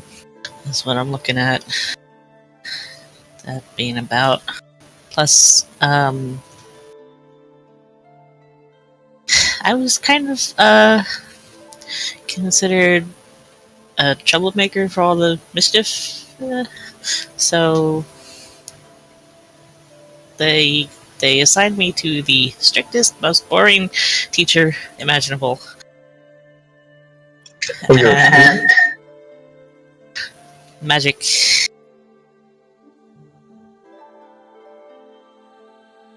You're a student of magic. Yes, my magic teacher was driving me nuts. I was bored out of my mind, and people didn't like me. They blamed me for everything that went wrong. And I saw an opportunity to maybe change people's ideas about me by getting back this long lost fairy relic that I found the forgotten notes about and clues and stuff. And my rather ill-advised attempt to go find it was indeed ill-advised.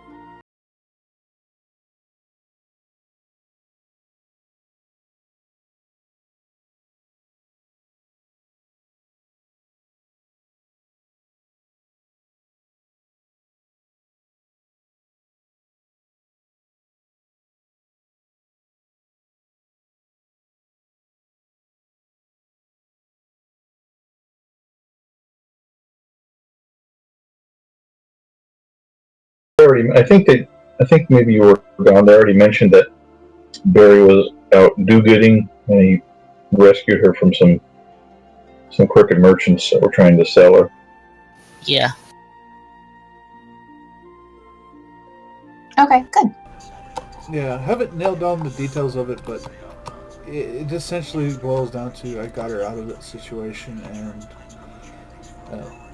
I think it was by hook. I made a good persuasion, a good barter roll or something. I convinced them to let her go, and they took her from. It took a little bit of a pretty penny. I'll probably. From my starting money, Zeri, I'll probably make it a lot lower than what I have. I have 35 silver right now, but I'll probably make it, probably 10 by the time I get done.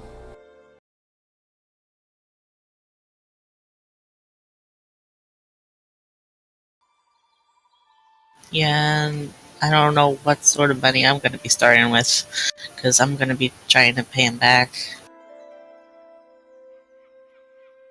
And I don't know what I even had after being captured.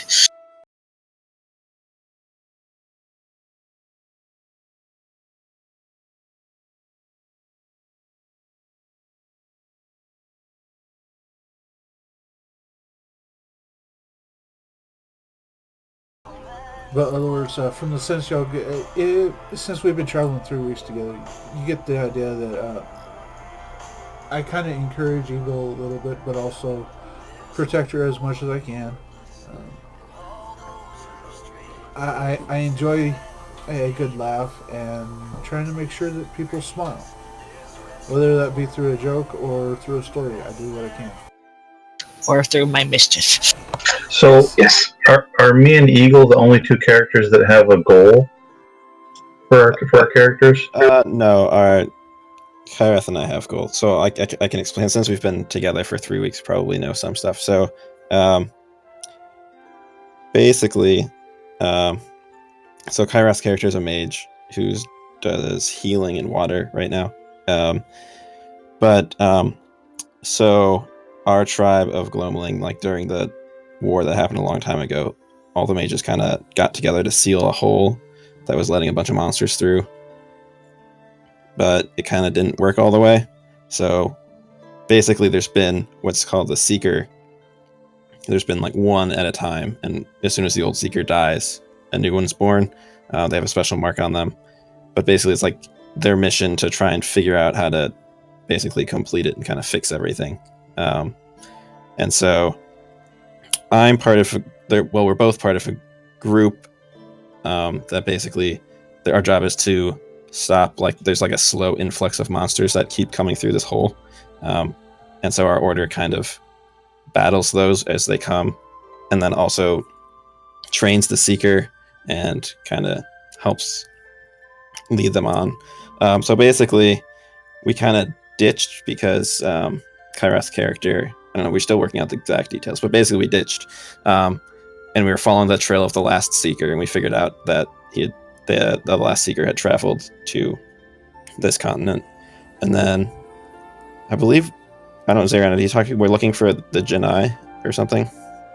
I don't remember exactly, but we went to the Dragonborn to kind of like look in their libraries to try and find clues, but then we're kind of wandering around looking for stuff. So we've been kind of finding jobs as people to guide people through the desert. Since he has water magic, he can kind of help survival. And I function kind of as a bodyguard for him. And yeah, so that's what we're doing. Yes, he mentioned that the trail has made mention that there are these people called the Jinn, and they're highly magical individuals, and that the last seeker thought that perhaps they might know of a way to seal the rift. Where is it?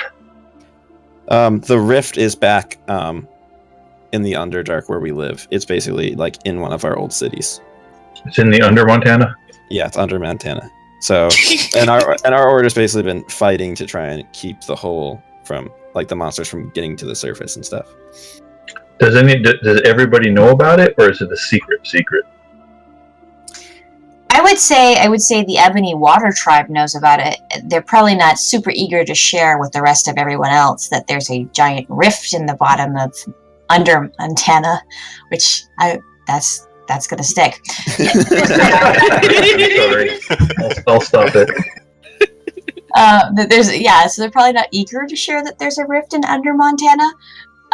So this would be news to you that, like, you didn't know that your home had rifts with monsters pouring out of them, and that there's an entire tribe of people trying to keep them from the larger world. Okay, and who are the Ebony? What did you call them? The Ebony Water Tribe. That's the tribe of Gloamling that we're in. So there's two different tribes of Gloamlings, and like the Avriel have other tribes, but yeah, our tribe is called the Ebony Water Tribe. Oh, that's okay. That's where you and Kyrath come from. Yeah, and so our organization, which I haven't come up with the name, our group has basically been put in charge of keeping everyone else safe. But it's kind of like, it was kind of a little bit our fault that we didn't fix it in the first place, so we don't, and we're not, that we kind of just stay in the Underdark most of the time anyway. We don't really go above ground, so there's not a lot of sharing that is involved. Yeah. Basic, John, being from Drasham, you would know of the Avriel. They're the nickname usually others races call them is the angel race. You would know of them. They're humanoid with white wings, they're very curious, and they run everything on Drasham. There's 12 tribes that they run everything. You might have heard of Gloamlings, but until meeting Kylar and Kyrath, you'd never seen one before because they are just a rare version of the Avriel.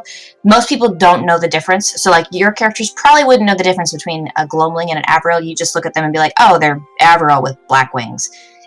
So he and Kyrath are strange, but not totally unfamiliar to you guys. Yeah, the moment you say might before know something for my character, I just assume that that's a no, I don't.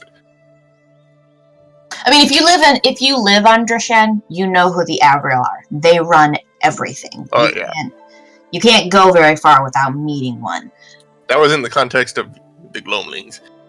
Right. Gloamlings, if you're in a large city and pay attention, you might have heard of them. You maybe have seen one, but you won't know the difference. They just look like other Avriel to you.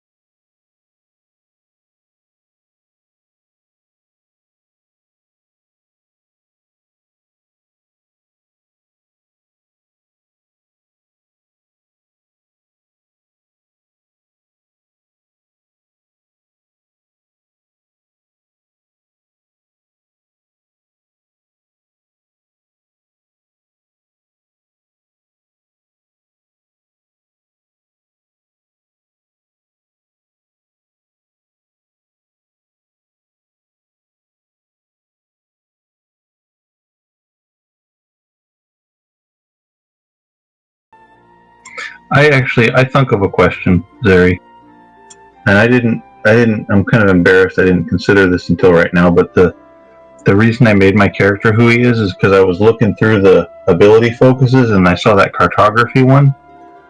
But I don't see a way to even get that before like level 3.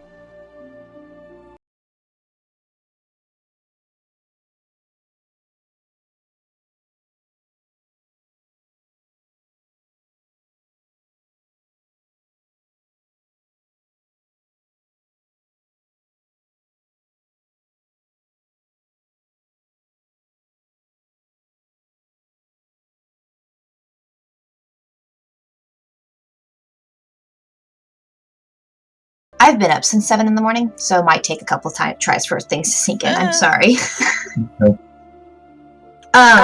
It's at the very top on the right on page 41. Yeah, the intelligence foci.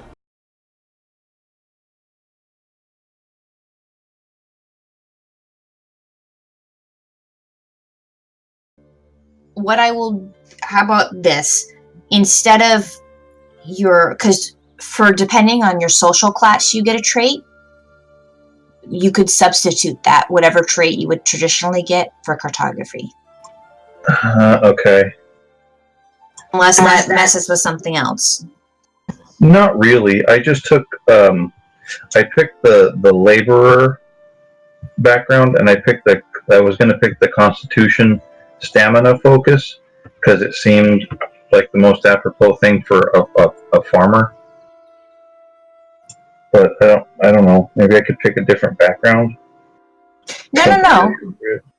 My thinking is, these are mostly suggestions. My thinking is, you come for a background, but you're an abnormal person in that you delve in cartography. That's not something most people who work on farms think of. So instead of getting the traditional hardy stamina farmer type guy, you're a little more of a thinker, and so instead you've got cartography. That's what my reasoning was. Okay.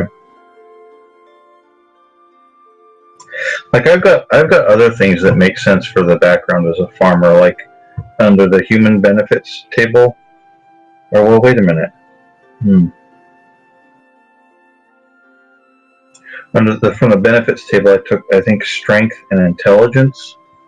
But maybe I could trade the intelligence for I could just do that. I could just trade that for Constitution stamina, so I still get it.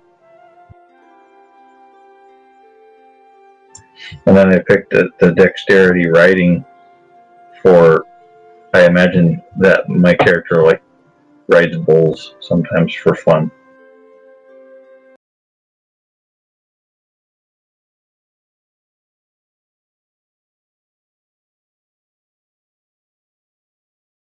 A bull? Yeah, like a big cow that's a boy. Oh, I was thinking with a W, BOWL. I was like, you draw a bull? Oh, bull. Okay, that makes more sense.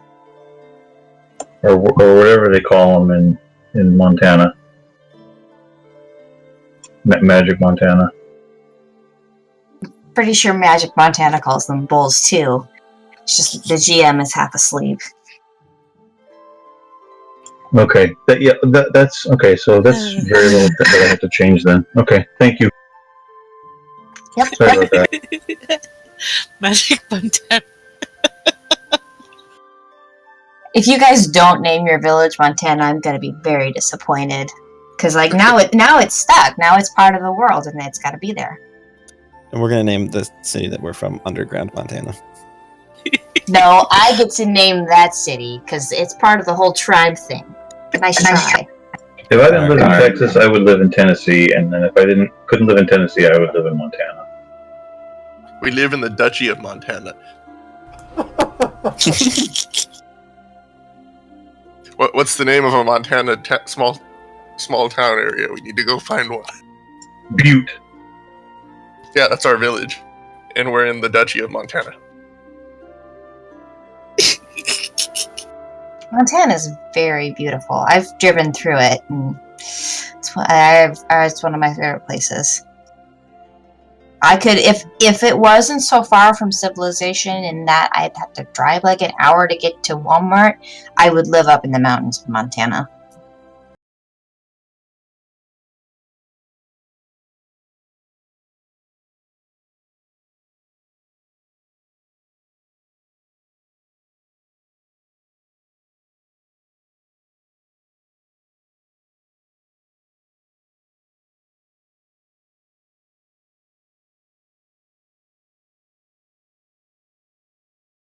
Yeah, I think it's one of those things where it's like the rural people think much differently than the people living in the city.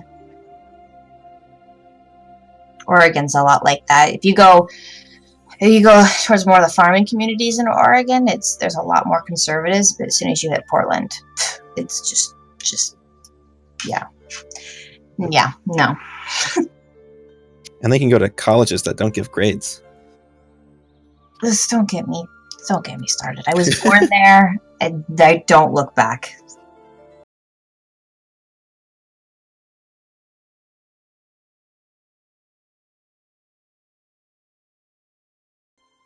I might as well expound around my character a little bit more since there's been like 2 or 3 weeks that we've been together. He doesn't talk much. He tends to stick to himself or Olav.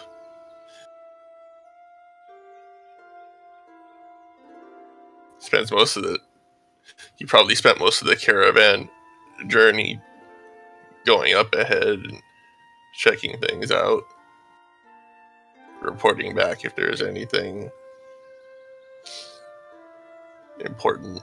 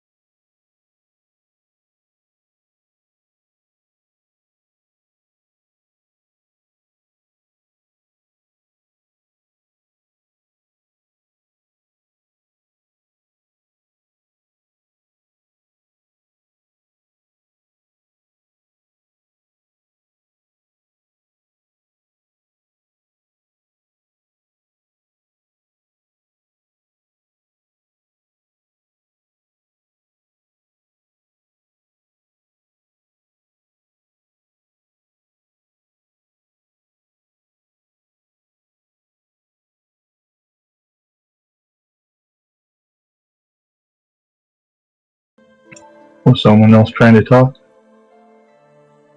I was just going to ask a question, but go ahead. Me? I don't have anything to say. Oh. I was just going to ask if there was anything about your backstory that you shared with anyone.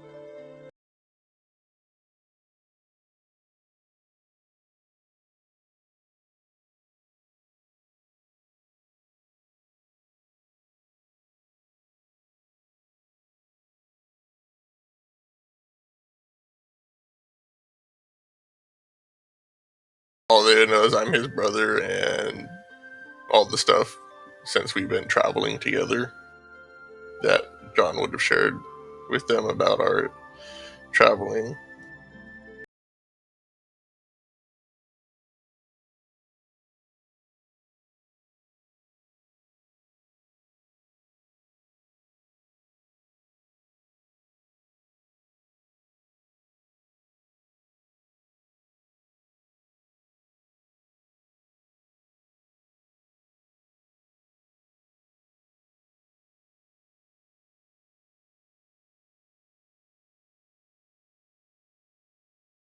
All right, good. Well, seems like we're off to a good start. I look forward to reading all of your guys' backstories and picking them apart and asking you a dozen questions about them all.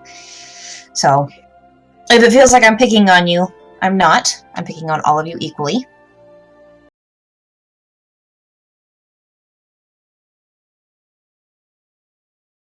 Okay, so moving on.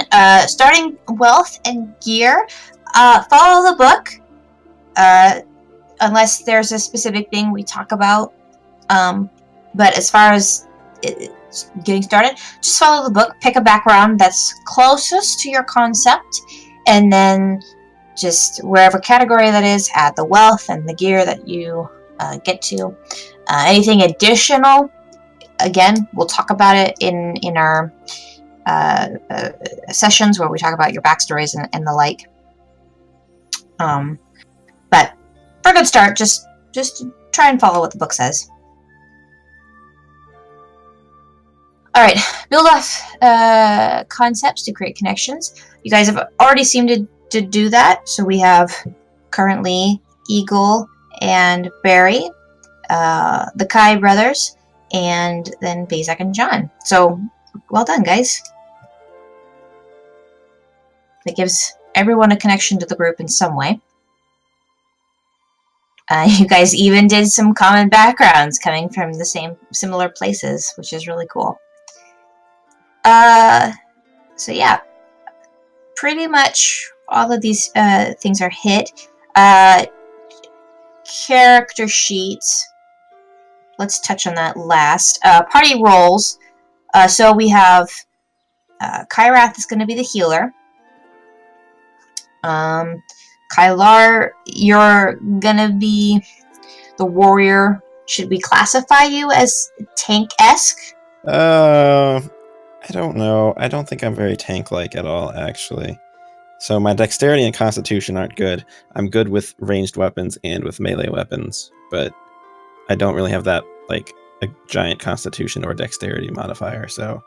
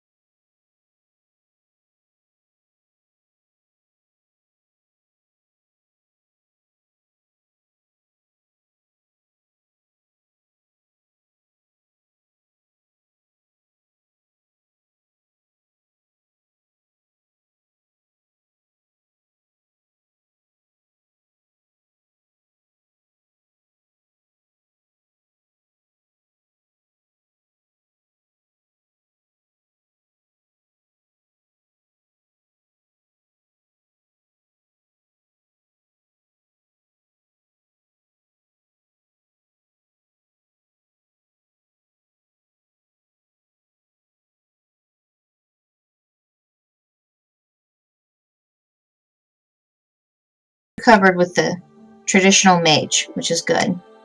Air and Fate. Not sure that's traditional mage. In the sense that you have a mage in your party. Traditional mage, you're correct, would have fireballs. But that's fine, you don't have to do that. Lightning's cooler than fireballs anyway.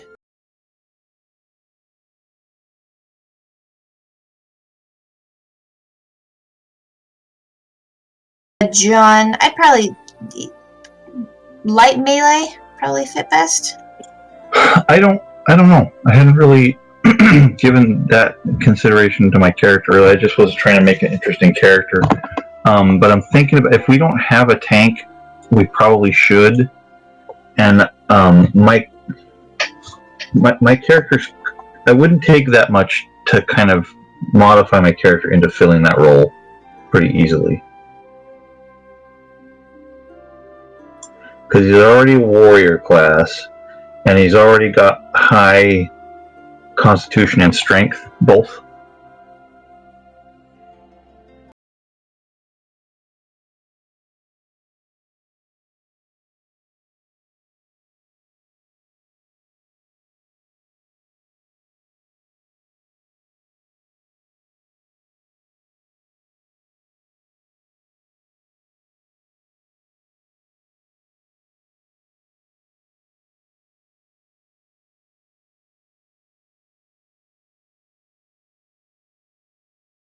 Okay, so I could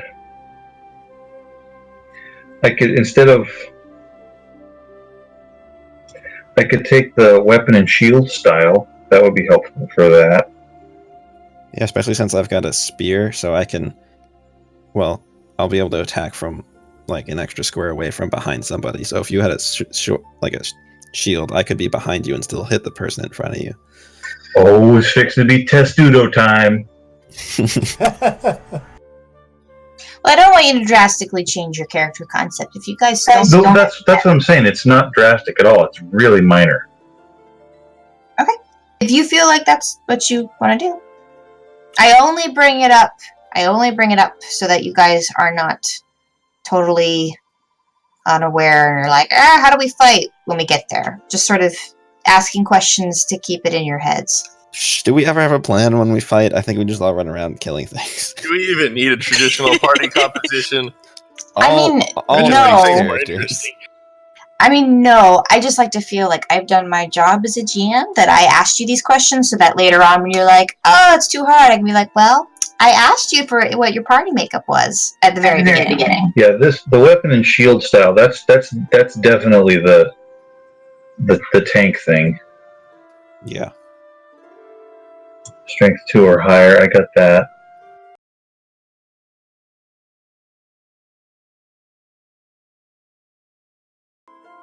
And also that makes, I think, the Guardian specialization less stupid. Yeah. I mean, that is the specialization are the tank and the...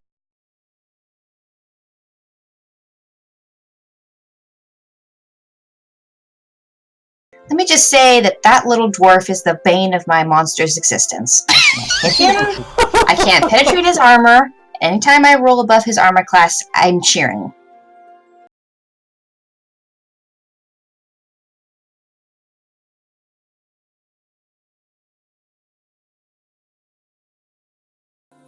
So to answer your question, yes, it's very effective.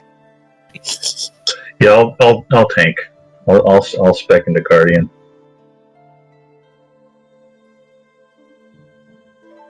And as long as I can also be the cook. I want to cook the food.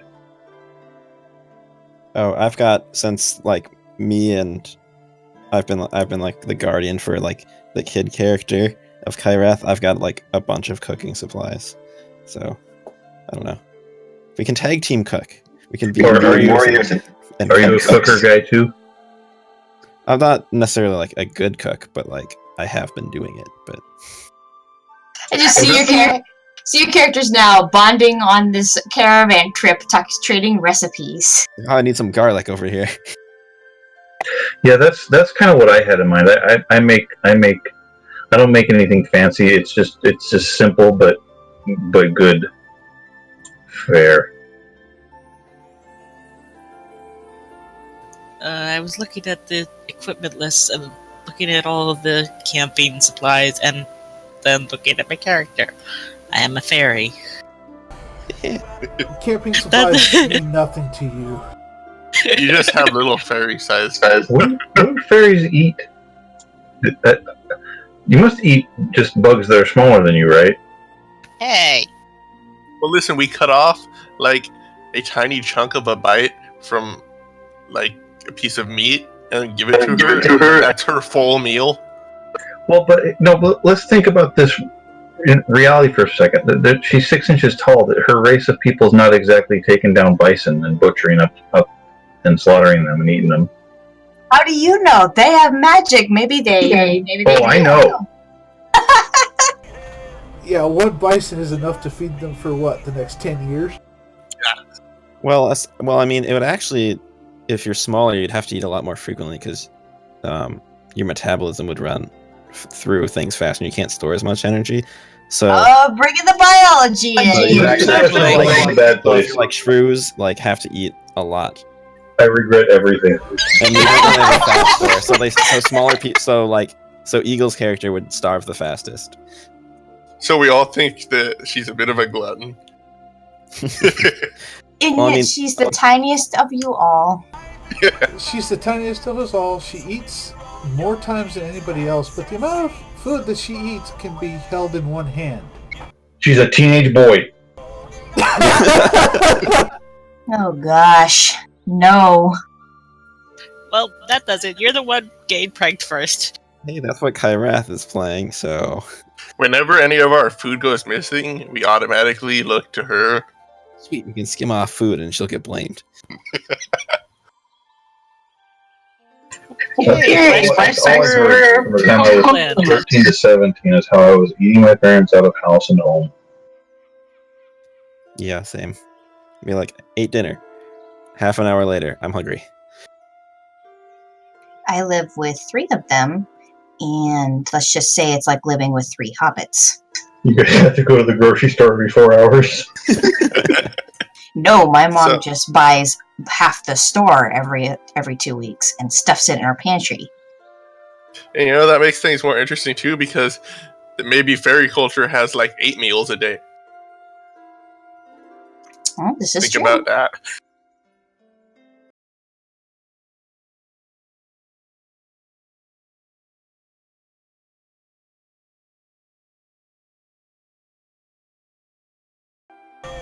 Yes, I can see this now.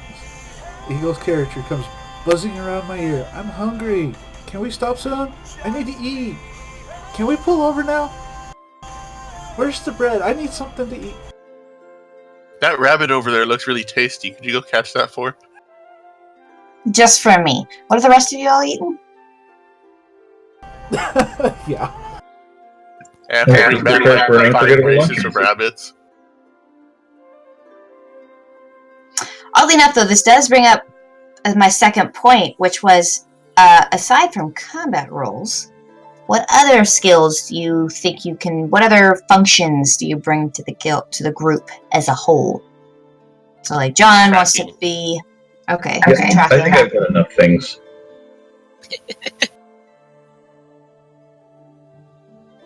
Now, this isn't something you have to decide right now, or any of that. But I would, in the course of the story, I would think about things like leadership. Who's gonna hold on to the loot if it gets to the point where you guys have more loot than you can carry, that sort of thing. Who navigates traps, who's your face, who conducts negotiations. On a good day, obviously I realize things change and, sometimes Eagle ends up talking to people by herself. Those things happen. But I'm not saying, hey, declare this role today. But in the course of the story, think about these things. Try and think about, okay, who's better at this aspect, and try and push each other to the things that they're good at. That way we can alleviate a lot of the confusion, like in our Star Wars game where like 4 people talk to the NPC and they're just like, who makes the decisions here, guys? Is encumbrance and weight a thing in this game? I didn't see that anywhere. So it's sort of up to the GM's discretion. So I will say yes and no. If you are carrying the amount of things the Dragonborn can carry, I'm going to start putting penalties on your encumbrance. If you're carrying what an average, say, Marine could carry, I'll probably let it slide. Especially if you got something like stamina focus. Right. I mean, I'll take your character in consideration. Just, if you're carrying 20 plus weapons and you're basically carrying like a treasure chest of stuff, I'm going to start calling you out and being like, okay, there's no way you can carry all that. I can carry all of it and still fly. So it's just going to be you can't move until you drop some stuff, or do we move more slowly, or do we take damage, or what? I'll probably just make you shuffle things around. Like, you'll say, I pick up, 20 swords, and I'll be like, you might have to spread that amongst your party. Yeah, I mean, and it probably depends on the amount of what we're picking up too. So maybe we'll only get a movement penalty if we're, carrying something that we could actually carry around. But if like for instance, here's a good example. The murder hobos, after they raided a mansion, basically. They decided they wanted to sell mirrors because someone in the party saw that the mirrors sell really high in the core rulebook. So they said I go throughout the house and I loot all the mirrors. I didn't let them just stuff all their mirrors in their holding bag of backpack. Like I told them, I said, okay, you can take the dressing mirror, but 3 of you have to carry it through the forest and into the next town. And like, and you know, obviously gotta make sure it doesn't shatter. Yeah. So like, that's the kind of things where I'm like, you can only go so far with this. You can't just say, I pick up the dressing mirror. It's in John's inventory. We're good. No.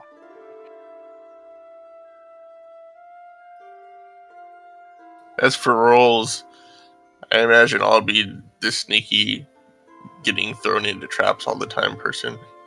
Because I have a perception of 3 and I have 2 perception focuses. That sounds good. But as I pointed out in chat, I did have persuasion and performance as a focus, which is a communication skill. And I also have the rogue talent contacts, so I can see about getting contacts if we meet somebody. Oh, are you a rogue or a warrior? Aries a rogue. Oh, cool. Same class. Yep, I'm the other rogue. You can do all the breaking into places stuff because I don't have any lockpicking focuses or anything. I don't either. I'm more of, making contacts and, meeting people. I might have to look into that. People, stuff like that. I might have to look into some of the sneaky stuff. Yeah, that makes sense. Plus being little can get into tight spaces.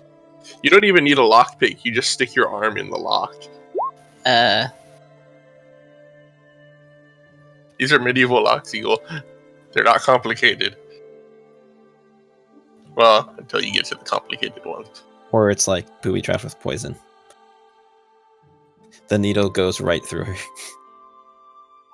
Or no, it doesn't even hit her because her hand just wasn't there. Or she didn't depress anything because she doesn't weigh enough.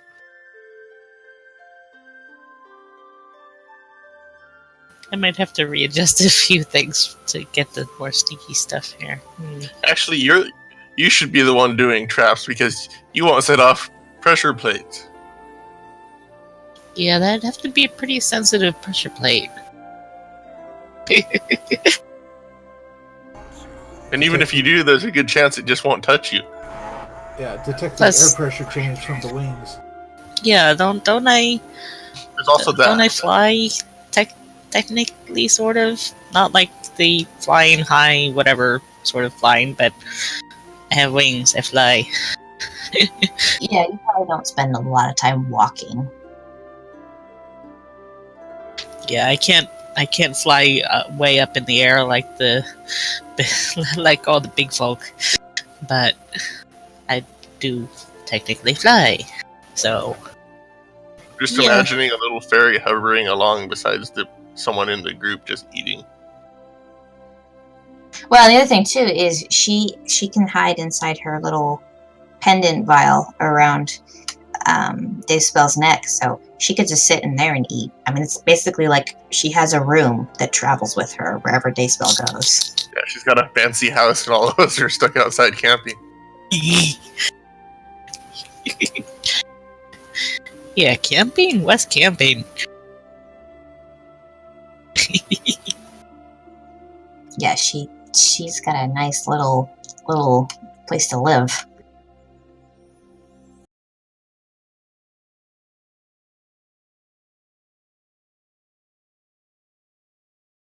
All right. Well, I think we've pretty much covered everything. Is there any other questions?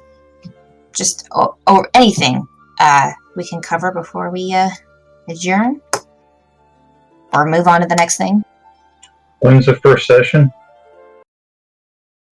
I'm not entirely sure. We're gonna talk. Kylar and I will talk about that. But for now, let's plan on getting everything set and ready to go for the first week of January. So try and have your character sheets in by then, or a week earlier would even be good. so that we can go over and review them. Sorry to give you all homework, but you need homework. Speaking Mine's already done. Speaking of character sheets, mine's all weird looking. right.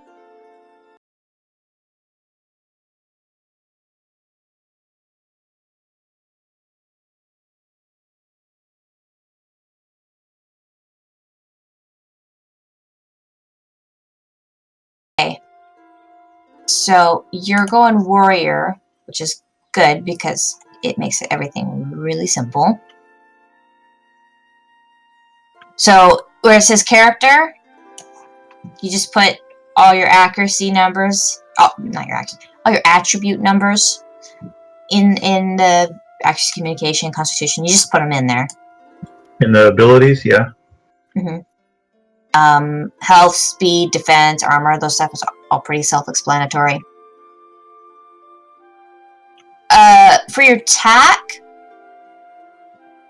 you just put in what the weapon you're using does, the damage.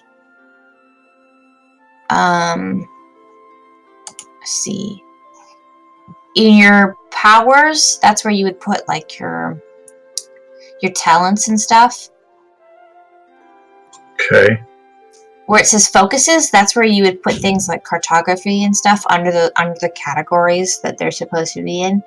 And this is cool because it allows you to put some notes in to explain. Magic is where you would put your 2 shadow spells that you're entitled to. If you just want to, I'm not sure if you just want to forego those and just say you're a weird human and that you can't do it.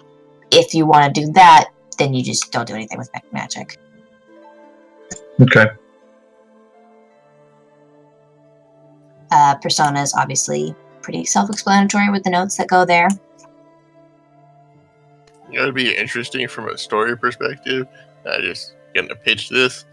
What if not everyone gets the ability to use those 2 magic spells as far as humans? And it's just as a character creation thing. All human player characters are allowed to have it, and they can choose to not have it. But story-wise, how does that sound? I don't know. I have to think about it. Because in my concept, humanity basically replaces the role that Shadow Soul was supposed to have. Because there's 2 realms. There's the light realm and the shadow realm.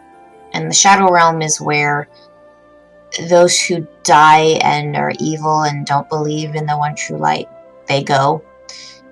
And the rest go to the light realm. And basically what Shadow Soul figured out is he figured out how he could bring back souls from the shadow realm and reincarnate them into things like demons and dragons and that kind of thing, based on how evil the soul was. And so humanity is replacement in that they guard the shadow realm to make it harder or to prevent those souls from escaping.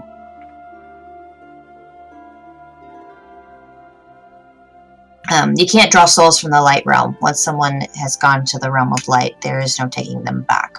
But evil souls sometimes do leak in through, from the shadow realm. And that's why humanity has some limited control of the shadow realm, because they act as basically the 5th guardian from that realm.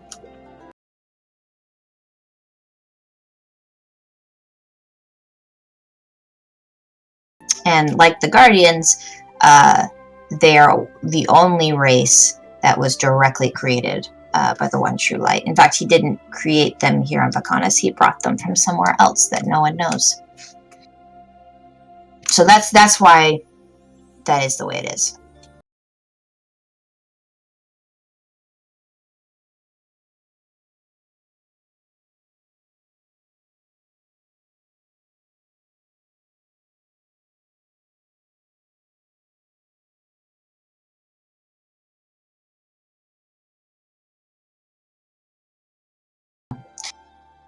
Do with that what you will. Obviously, it's more of a religion thing, so if you don't know about it all that well, then that's fine.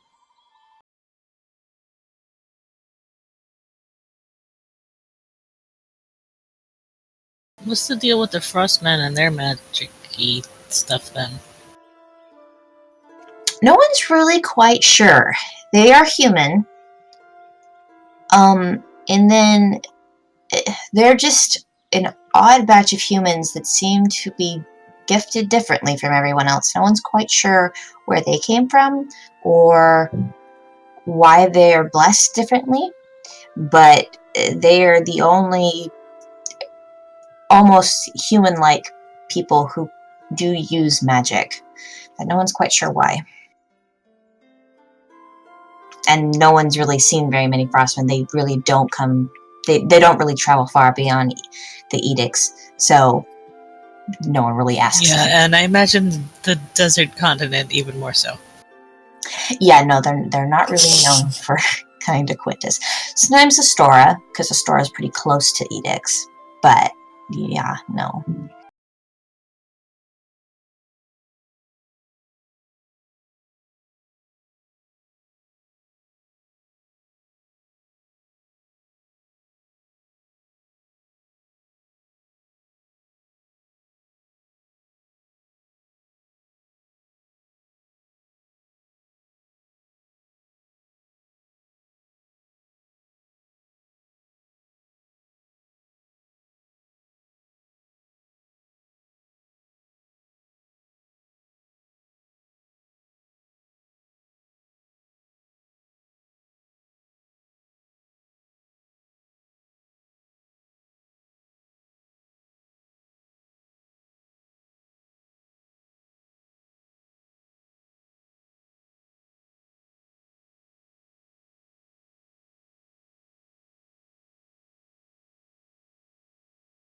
Okay then, I will say this is a successful session.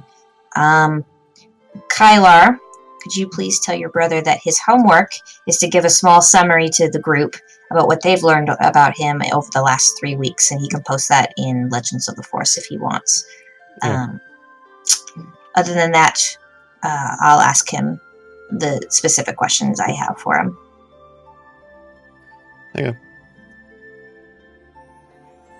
Yeah, that's a question. Is there going to be a new thread for discussing this particular game on the forum, or are we just going to keep using the Legends of the Force one? Barry, do you think anyone would be mad if I make a new form, since we have like 2 or 3, you know? I don't see a problem with it. It's technically a different topic, so. Yeah, I think another thread would be good. Okay. Then yeah, I'll create a new thread. So I guess I'll create a new thread tonight, and you can have Kyrath post it there.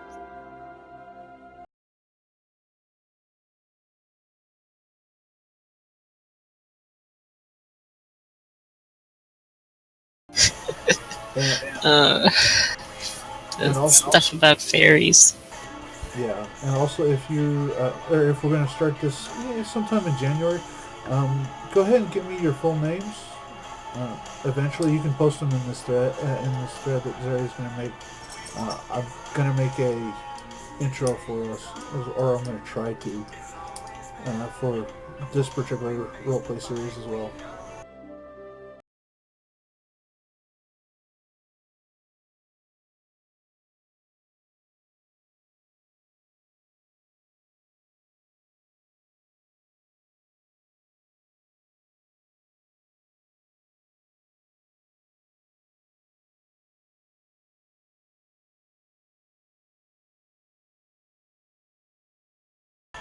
I'm going to create an intro for the videos that I think he's talking about the. My stuff. It's a macro stuff. So like the attack rolls, when you roll like you have to manually put in like the additions that your attributes give you. So like if you change your attributes, you also have to go to all your attacks and make the changes that you need to do. So I made it reference the attributes directly instead. Okay, so what does all that mean? So the places where it says the name, that's where you put your character name. And then where it says fist, that's whatever you want to call your attack. And then the 1d6 is like that's the rolling the 3d6. You don't really need to change anything there. And then where it says accuracy, that's where you'd either put fighting or accuracy for whichever attribute it's supposed to be using.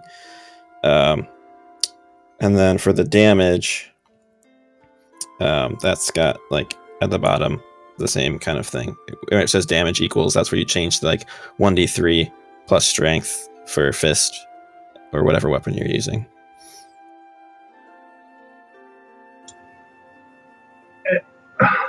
What? And I don't understand. Like, do I put that on my character sheet somewhere? So you can put it in the attribute, like in the third tab, the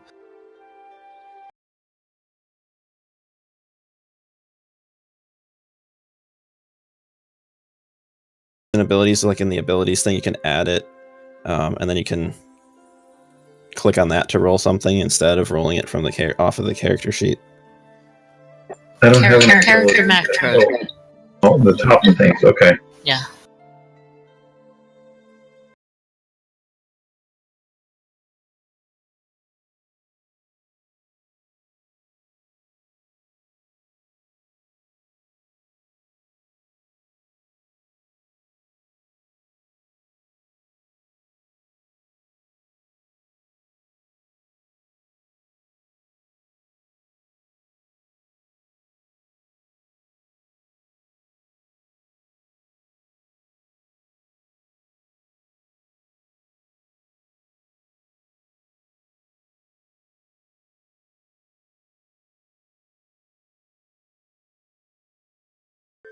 Where is it? Okay, at the top 3 tabs, it says Bio and Info, Character Sheet, Attributes and Abilities. Yeah.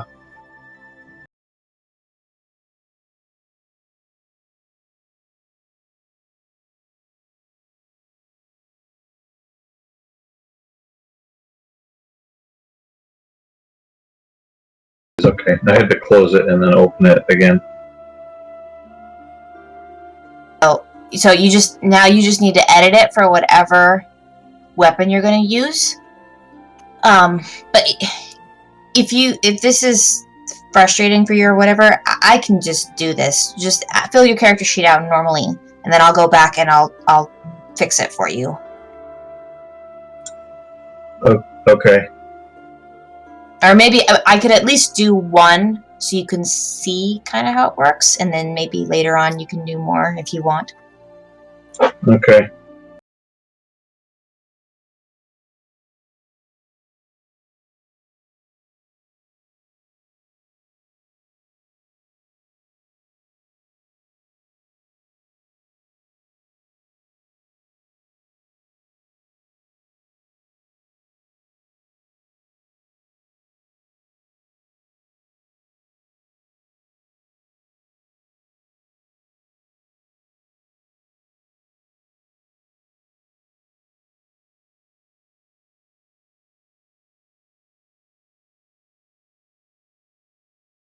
Yeah, one quick thing. The other thing I was thinking is there is an option in your character sheets where I can make it so that players can see your sheets, not your skills and abilities, but like your backstory. So you become almost like a note in their thing, so they can see.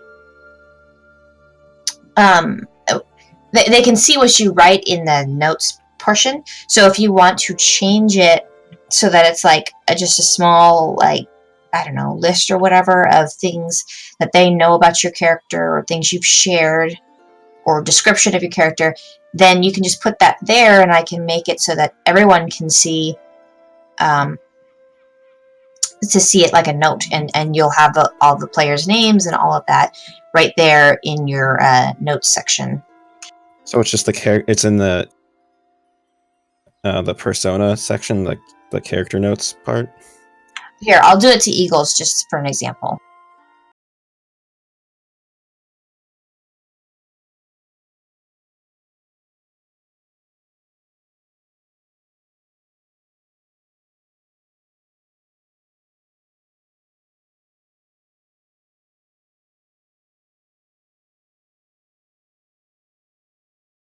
Mm-hmm.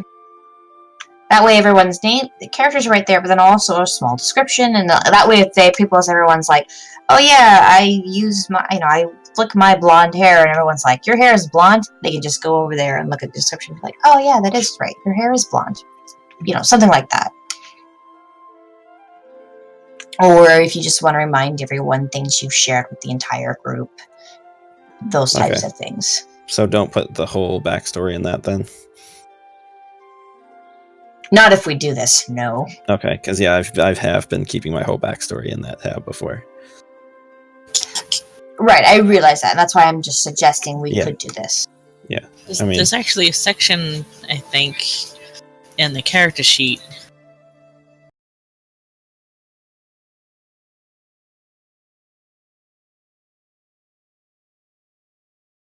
The persona tab of the character sheet has stuff for that. And the other thing I do is I put up a Google document and I put my backstories on that, because you can switch Google documents to viewing, and then that way every time I play a game my background is right there and I can just reference it as I play. As far as getting your backstories to me, then just PM me. Just either PM me, or if you have my email, which you all should, I have put it up on the thread, but if you need it, just let me know. And you can just email me a Word document, and that's fine too. Right, so we shouldn't have our backstories in our character sheet? In the bio and info section, just what you want the other members of the party to know. Or have known for the last 3 weeks or something.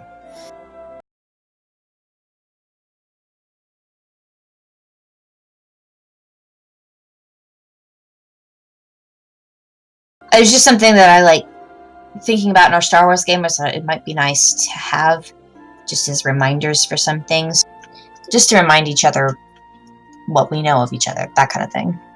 And it'll also be good for me because it'll remind me what you all know about that person. Just put up a giant black picture. Nothing. Mysterious man is mysterious.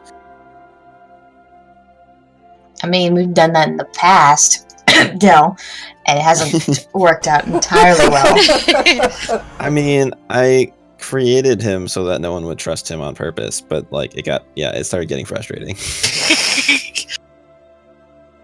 Well, I made Kalani a Jedi on purpose, and that became frustrating too.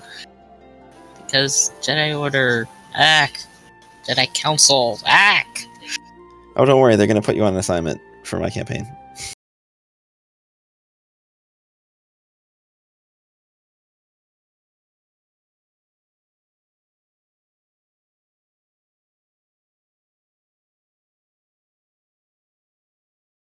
What's that one guy's name on the council?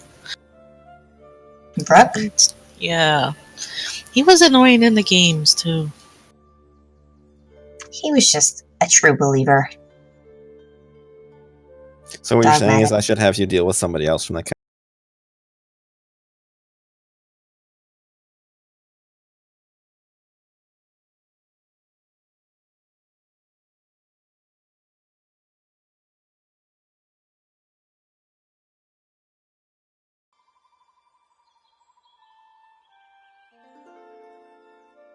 So I'm kind of wondering how they all reacted to her story of the shadow and its twisting of the Jedi Code and everything.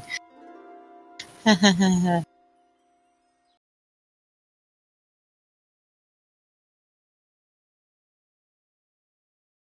make this different from the Star Wars game, instead of doing the text intro, that I would put up,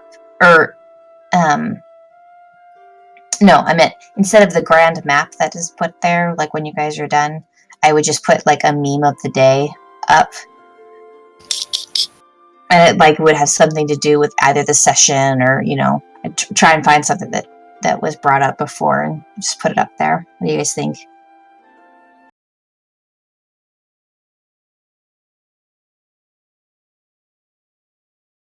As long as we don't get that one that you're showing before on the thing. That works, and I approve of even the one you had on here earlier, but okay. No. This one is alive. In any adventure, be faster than the person next to you. Well, I thought it was pertinent because you guys were all like saying, "Oh, maybe we should connect our characters together," and I was like, "I'm going to drive that point home." I do love a good spicy meme. Okay, so instead of doing a grand map because I'm not pleased with any of the maps I've created, I'm going to do a meme of the week. And I don't know if I'm going to do a text style intro. I'll think about that too.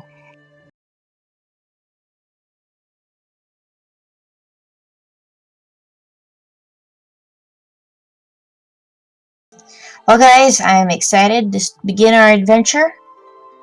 I don't have anything more for you that I can talk about publicly. So get your character sheets in and expect me to pick through them and ask you questions. And I expect that I will probably draw more details out of them because I like details and hooks. So be looking for that in your inboxes, Steam, what Yeah, have you. I have some other ideas for hooks and things. I'm not sure about all of them.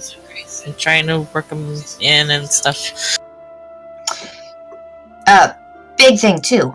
Today was my last day of school, so I will be a lot more free in these next couple of weeks. So please take advantage of that, so we can get this stuff nailed down. Yeah, I've got a lot of stuff to work on. That is totally fine, and I am happy and willing to help you develop those things. Yeah, so as far as like me taking over, do we want to start next week or do we want to like wait a little bit? Oh, John, you still need to make a new character, right? For the Legend of the Force, yeah.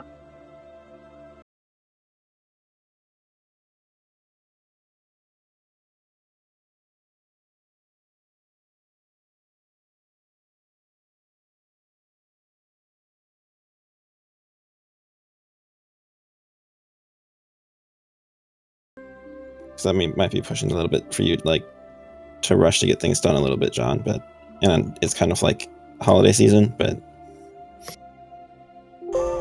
With it being the holiday season, I'd almost say take your time and we can skip if need be. Yeah, we don't need to rush. We can take Is everybody else going to keep playing their character? Am I the only one that's retiring my dude? I think so. Yeah, I think so at the moment, anyways. yeah, no, Barry, you're not allowed to play a new character. Your backstory is way too interesting. So, yep, nope, sorry, you can't change it. It's too late. You're sucked in now.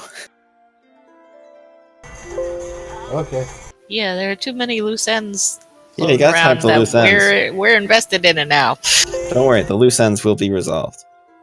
Also, if you try and run off with the ship, there's going to be problems.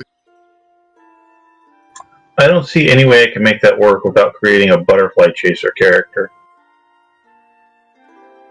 Ooh, shiny. Yeah, I mean, John, if you want to meet so we can kind of try and figure out something that you'd want to play and something that would work with what's going to be going on, we can meet sometime. Yeah, I was thinking that I need to figure out some things to do as far as mischief, but actually just chasing after the shiny might work. And Kyler, my offer still stands if you want to go over, you want some GM tips or something, just let me know. We can, like I said, I'm freedom for a little while. Anyway. Yeah, same.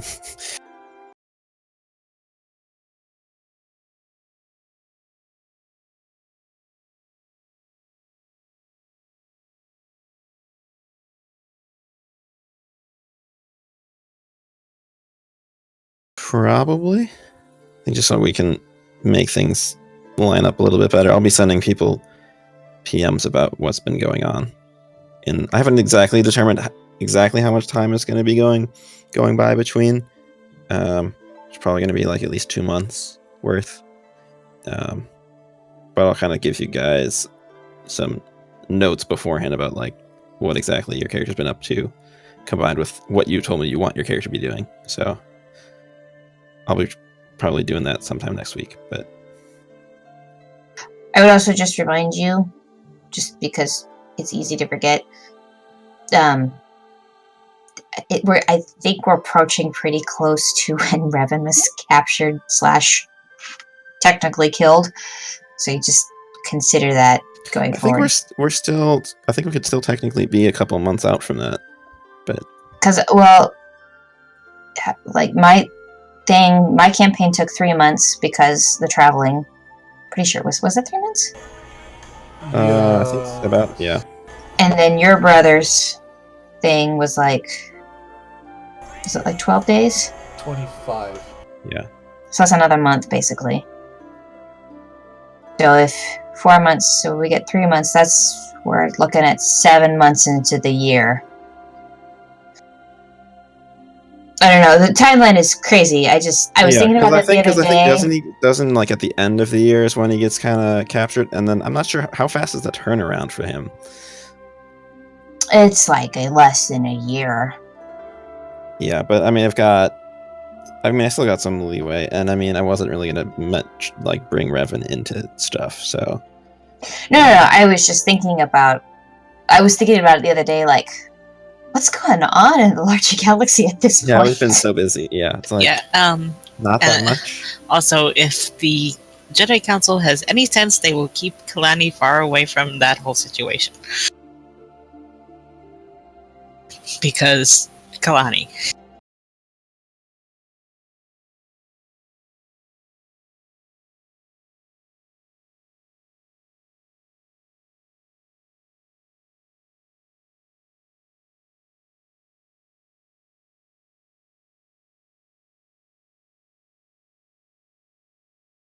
I'm trying to figure out information on how the Republic government is doing right now, and if I can do stuff with that. But I haven't really found that much information on it at all. It's mostly military history information.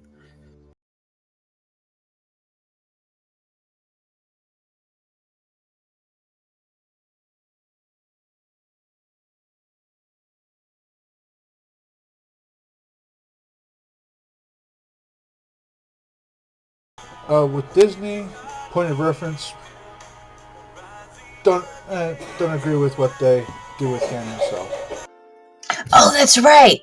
Okay, I was told Barry, I'm gonna get you all to sign a formal pledge, as much as you can, that any roleplay we do, we will discontinue episode 7 to infinity that Disney makes because they are no longer canon.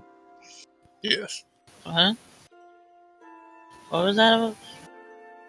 7 was worse than any of the other movies by a long shot. And from what I've heard, 8 is even worse than that. So. I really liked 8. I just don't know what on earth they're going to do with the next one. I saw it last night. Ah. Was it worse or better than 7? In the sense that it didn't feel like a retcon of any of the previous movies, it was a lot better. Considering I felt that as far as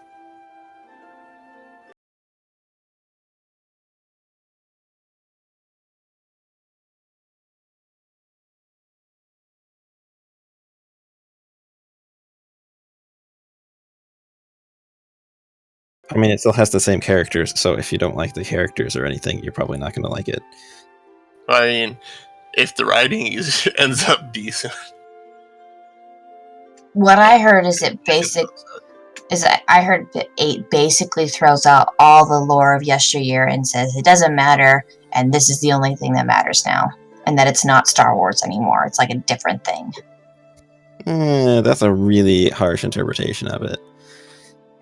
That's like the crazy people on the internet's interpretation, I think. but you're not discounting that it's an interpretation people can make. Oh yeah, no, it definitely plays basically against every I mean, the Star Wars movies are fairly predictable. It basically takes anything and it's like, oh, I bet the audience is expecting this to happen, and none of it ever happens. So if you like the satisfaction of predicting something and then having that all work out in your head, it's not going to go well.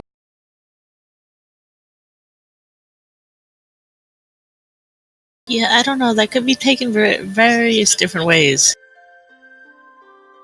So, as far as your recommendation, go out and see it in the theater right now, or we can wait till it comes out on DVD.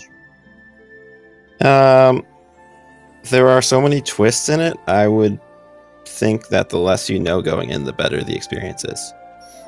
Because if you know all of the twists and you've heard about things, I think it will not be as exciting. So avoid spoilers. Yes. Because the spoilers are what make the film interesting.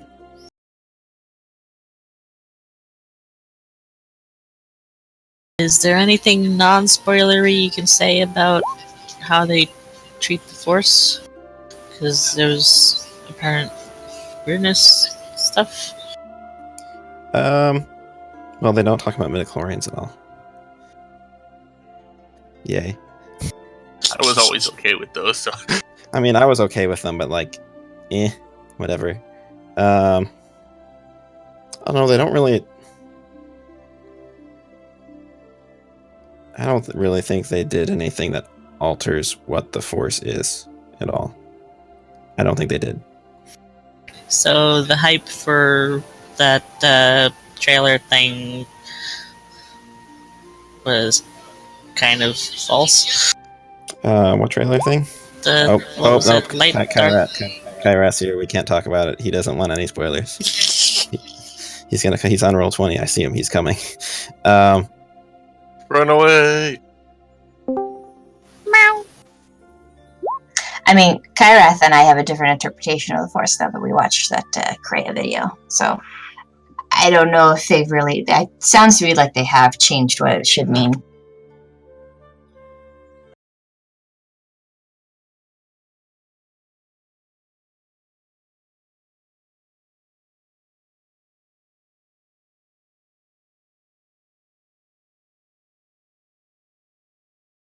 Hello?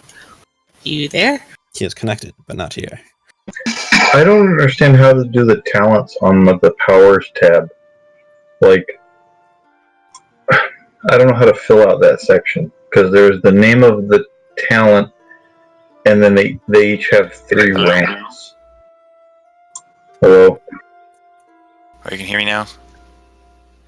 Yep. Yay! Hello. So what's going on?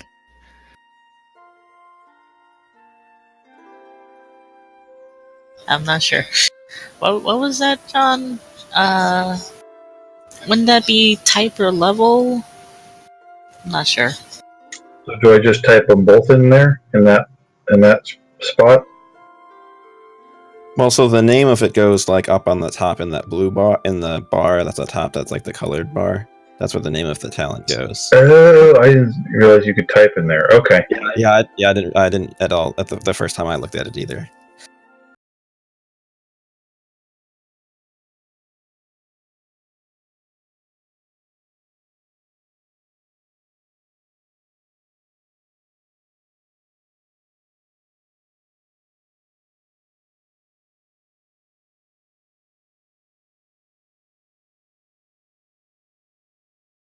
Okay, cool. So I don't have to give you the whole lore spiel. You can watch it later. But your homework is that you guys have been traveling for 3 weeks together.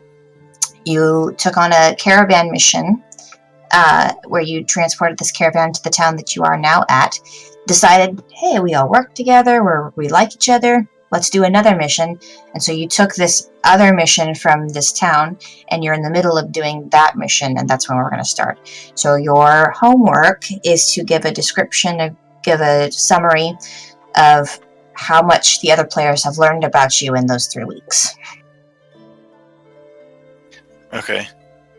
I kind of gave them a very loose thing, but like I've kind of been waiting on your backstory to get to me so I can flesh out my backstory so there's no contradictions. But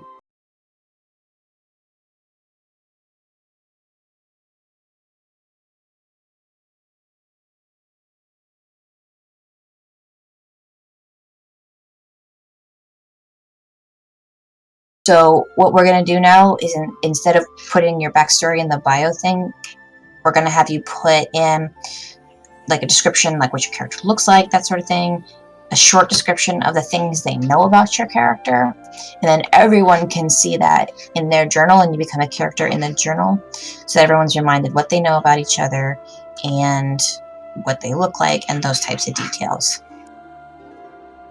I see that Vinda Twirlfeather is an ADHD mischief fairy. Yes.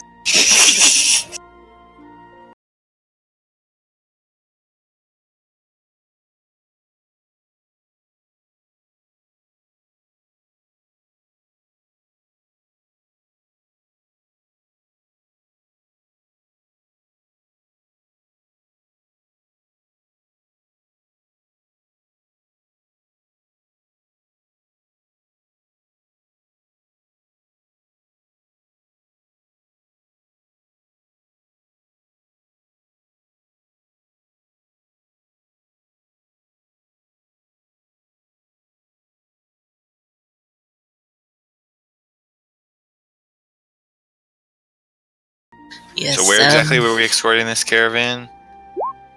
Or is this covered in more detail in the part that I have to watch? No, this will be covered in more detail in the notes I'll send you all, because then I'll have my notes. Yeah, we're going on the basic surmise that we were hired as caravan guards for this one particular caravan, and that's where we all met. The adventures will begin, or session 1 will begin with, we've already known each other for at least 3 weeks. We've kind of got at least, first name, or in my case, last name, since everybody wants to call me Dayspell or Dave. We've already known each other longer than my entire campaign took. Yes, well.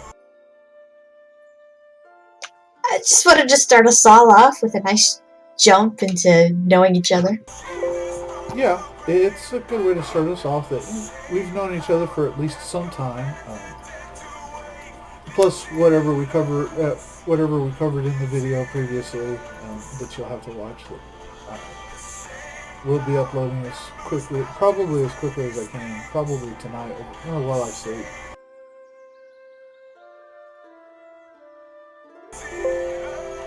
But as for that, I'm going to go ahead and kill the video.